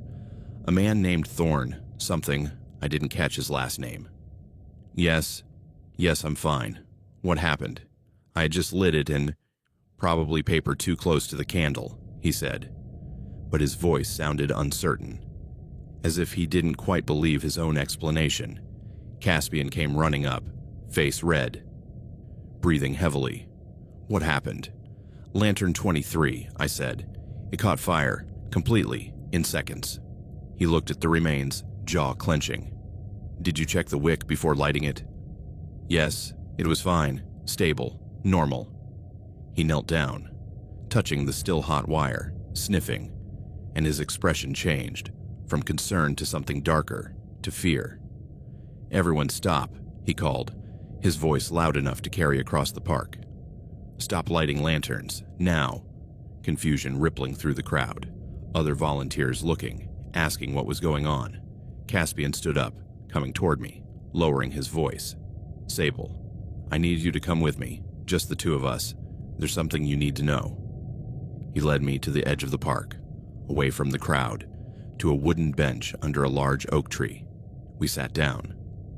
His hand trembling as he took off his glasses and wiped them clean, a delaying tactic, trying to decide what to say. Caspian, what's going on? He sighed. Deep. Tired. It wasn't an accident. What you just saw, it wasn't an accident. What do you mean? I mean someone tampered with that flashlight. They put something in it. Accelerant, chemical, something that would make it light up fast and hot. My stomach churned. Why would someone do that? Because someone wants this festival to stop, permanently. And then he told me, the story he should have told me months ago, the story that everyone on the organizing team knew, but had decided to keep quiet because they didn't want to cause panic or publicize the problem. Riverside Park wasn't owned by the city. It was private property. Owned by a family named Kellerman who had owned the land for 3 generations. They had allowed the community to use it as a park, free of charge without restrictions, for decades. But last year, the patriarch had died, and his children, specifically a son named Draven Kellerman, had decided they wanted to sell the land to a developer who wanted to build luxury condos. But the community protested, Caspian said. We organized petitions. We went to council meetings. We got the city to consider buying the land to preserve it as a real public park. And that infuriated Draven, because the city's offer was a fraction of what the developer was willing to pay. So he's sabotaging the festival. Last year, Caspian said, his voice barely above a whisper. Last year's Halloween, during the festival, there was a fire, small, at the refreshment tables. We thought it was accidental. Someone left a candle too close to napkins. But one of the organizers, a woman named Isolda, saw someone, a man in a hood, pouring liquid on the tables just before the fire. And when she confronted him, he ran away. And she swore it was Draven Kellerman. Did you report it to the police? Yes, but without proof. No video, no witnesses other than Isolda, and the fire had destroyed any evidence of accelerant. The police said they couldn't do anything. They said it looked accidental. Case closed.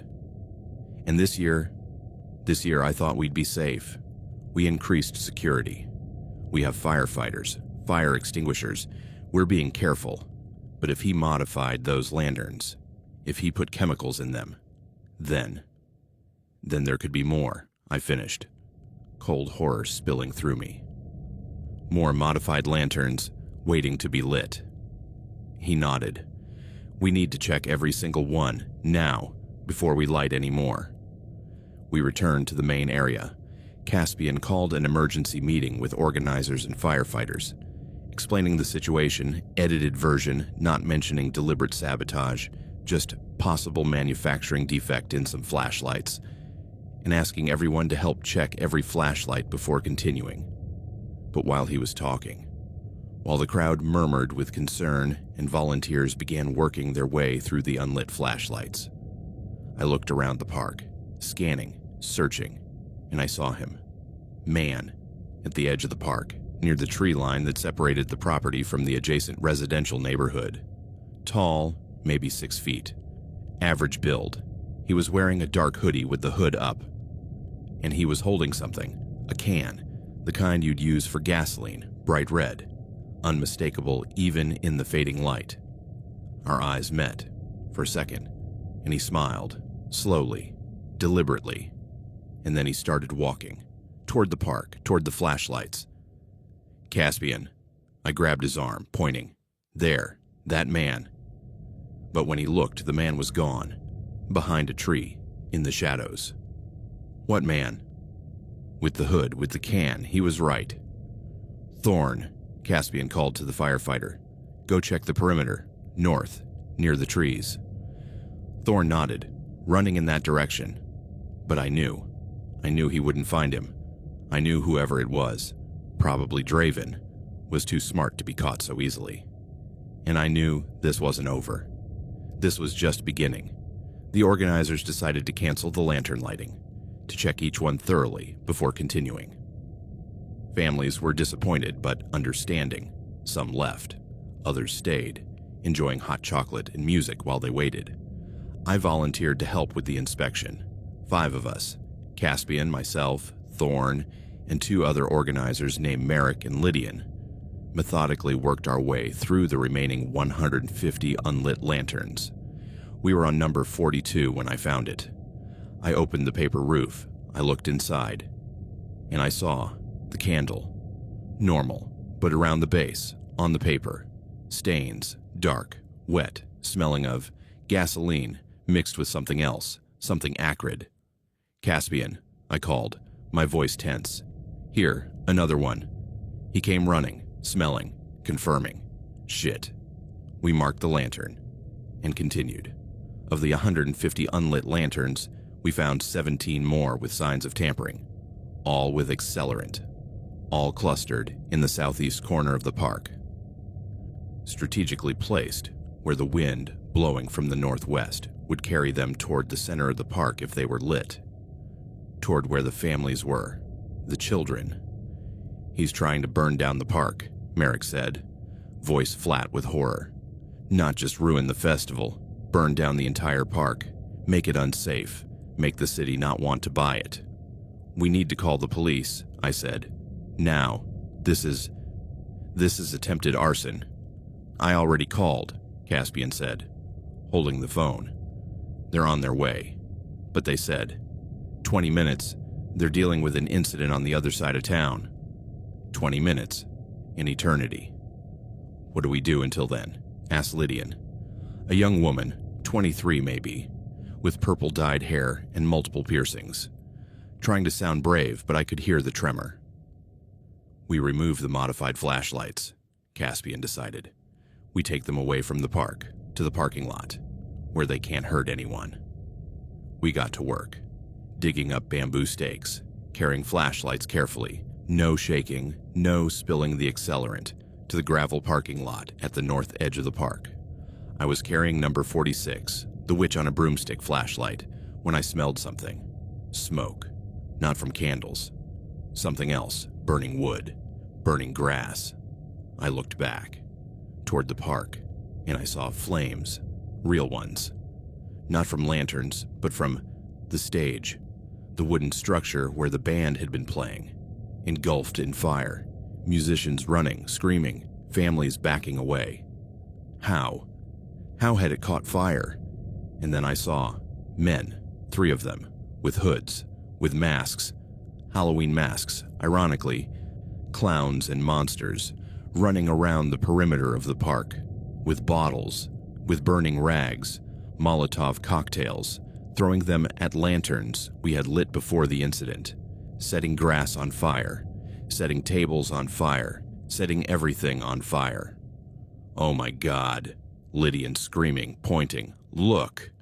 Chaos erupting, parents grabbing children, people running toward exits, firefighters running with extinguishers, but it was 3 people against 3 arsonists and fire spreading faster than they could control.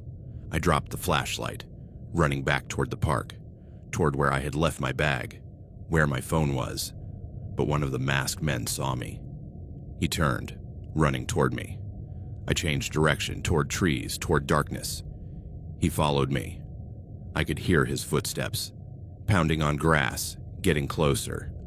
I reached the line of trees, entering shadows, branches scratching my face, roots grabbing my feet. A hand grabbed my shoulder, pulling, turning me around. It was him. Hooded man, clown mask, eyes visible through holes, light blue, almost gray, looking at me with amusement, excitement.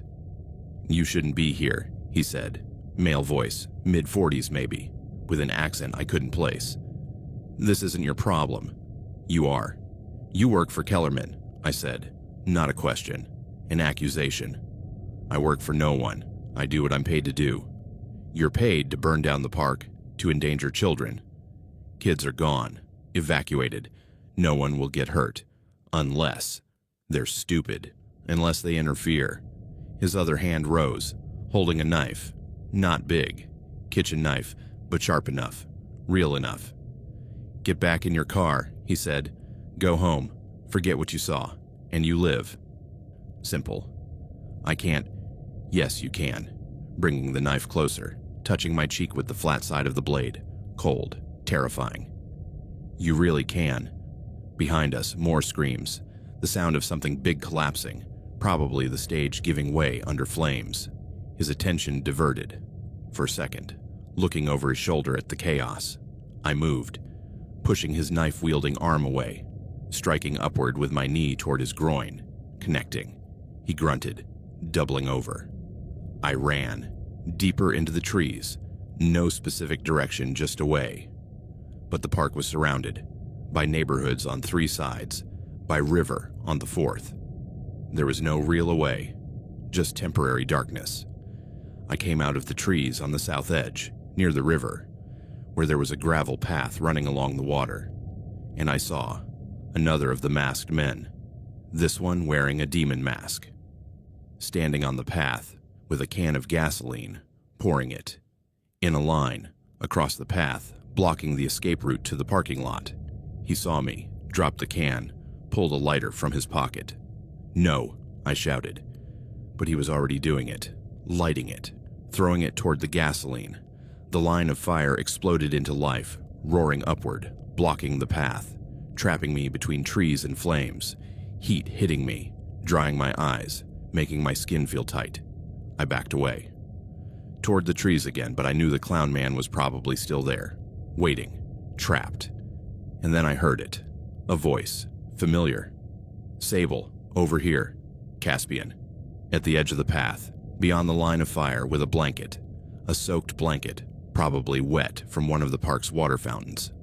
"Run," he shouted, "through the fire. I've got your back." It was crazy. The flames were high, the heat was intense, but what other choice did I have?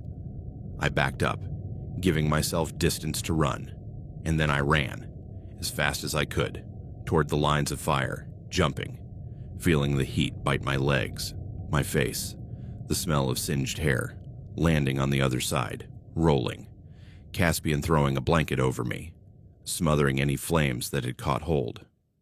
"Are you okay?" Pulling me up. Yes, I think so." I looked down. My jeans had black smudges.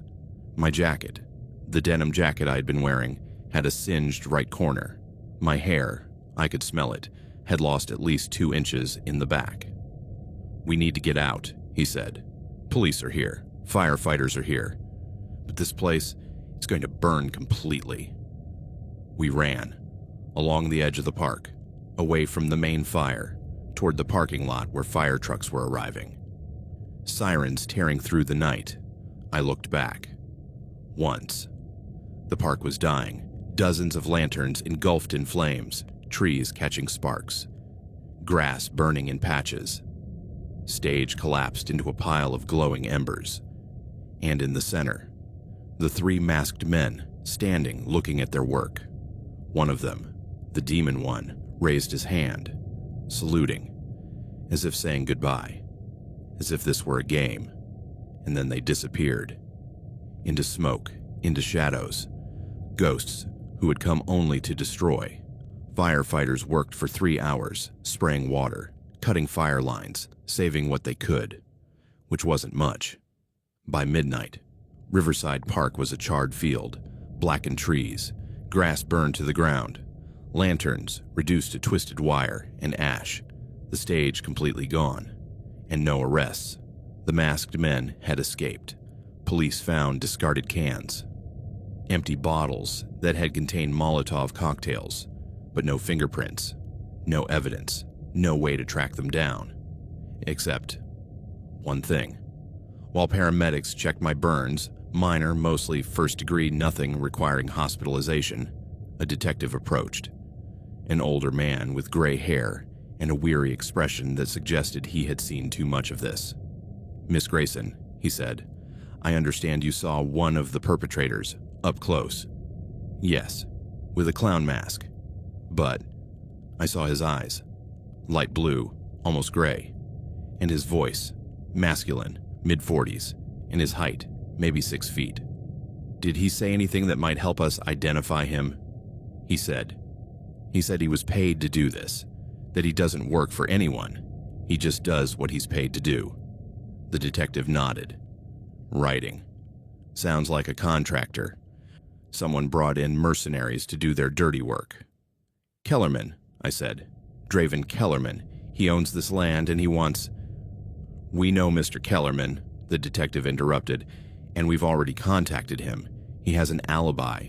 He was in Portland all night, at an event with multiple witnesses. But he could have, but without proof, without a direct connection, we can't charge him with anything." Frustration burned in my chest. So he gets off scot-free, just because he was smart enough to hire others. I didn't say that. We'll investigate, thoroughly, but... He hesitated. Between us, cases like this, where money is involved, where property and development are at stake, they're complicated, and people with money, they have lawyers, and lawyers know how to complicate things even more. They let me go at 2 in the morning. Caspian offered to drive me home. My car was in the parking lot, but my hands were shaking too much to drive safely. We sat in his Subaru, engine running, heat on, staring at the smoldering remains of the park through the windshield.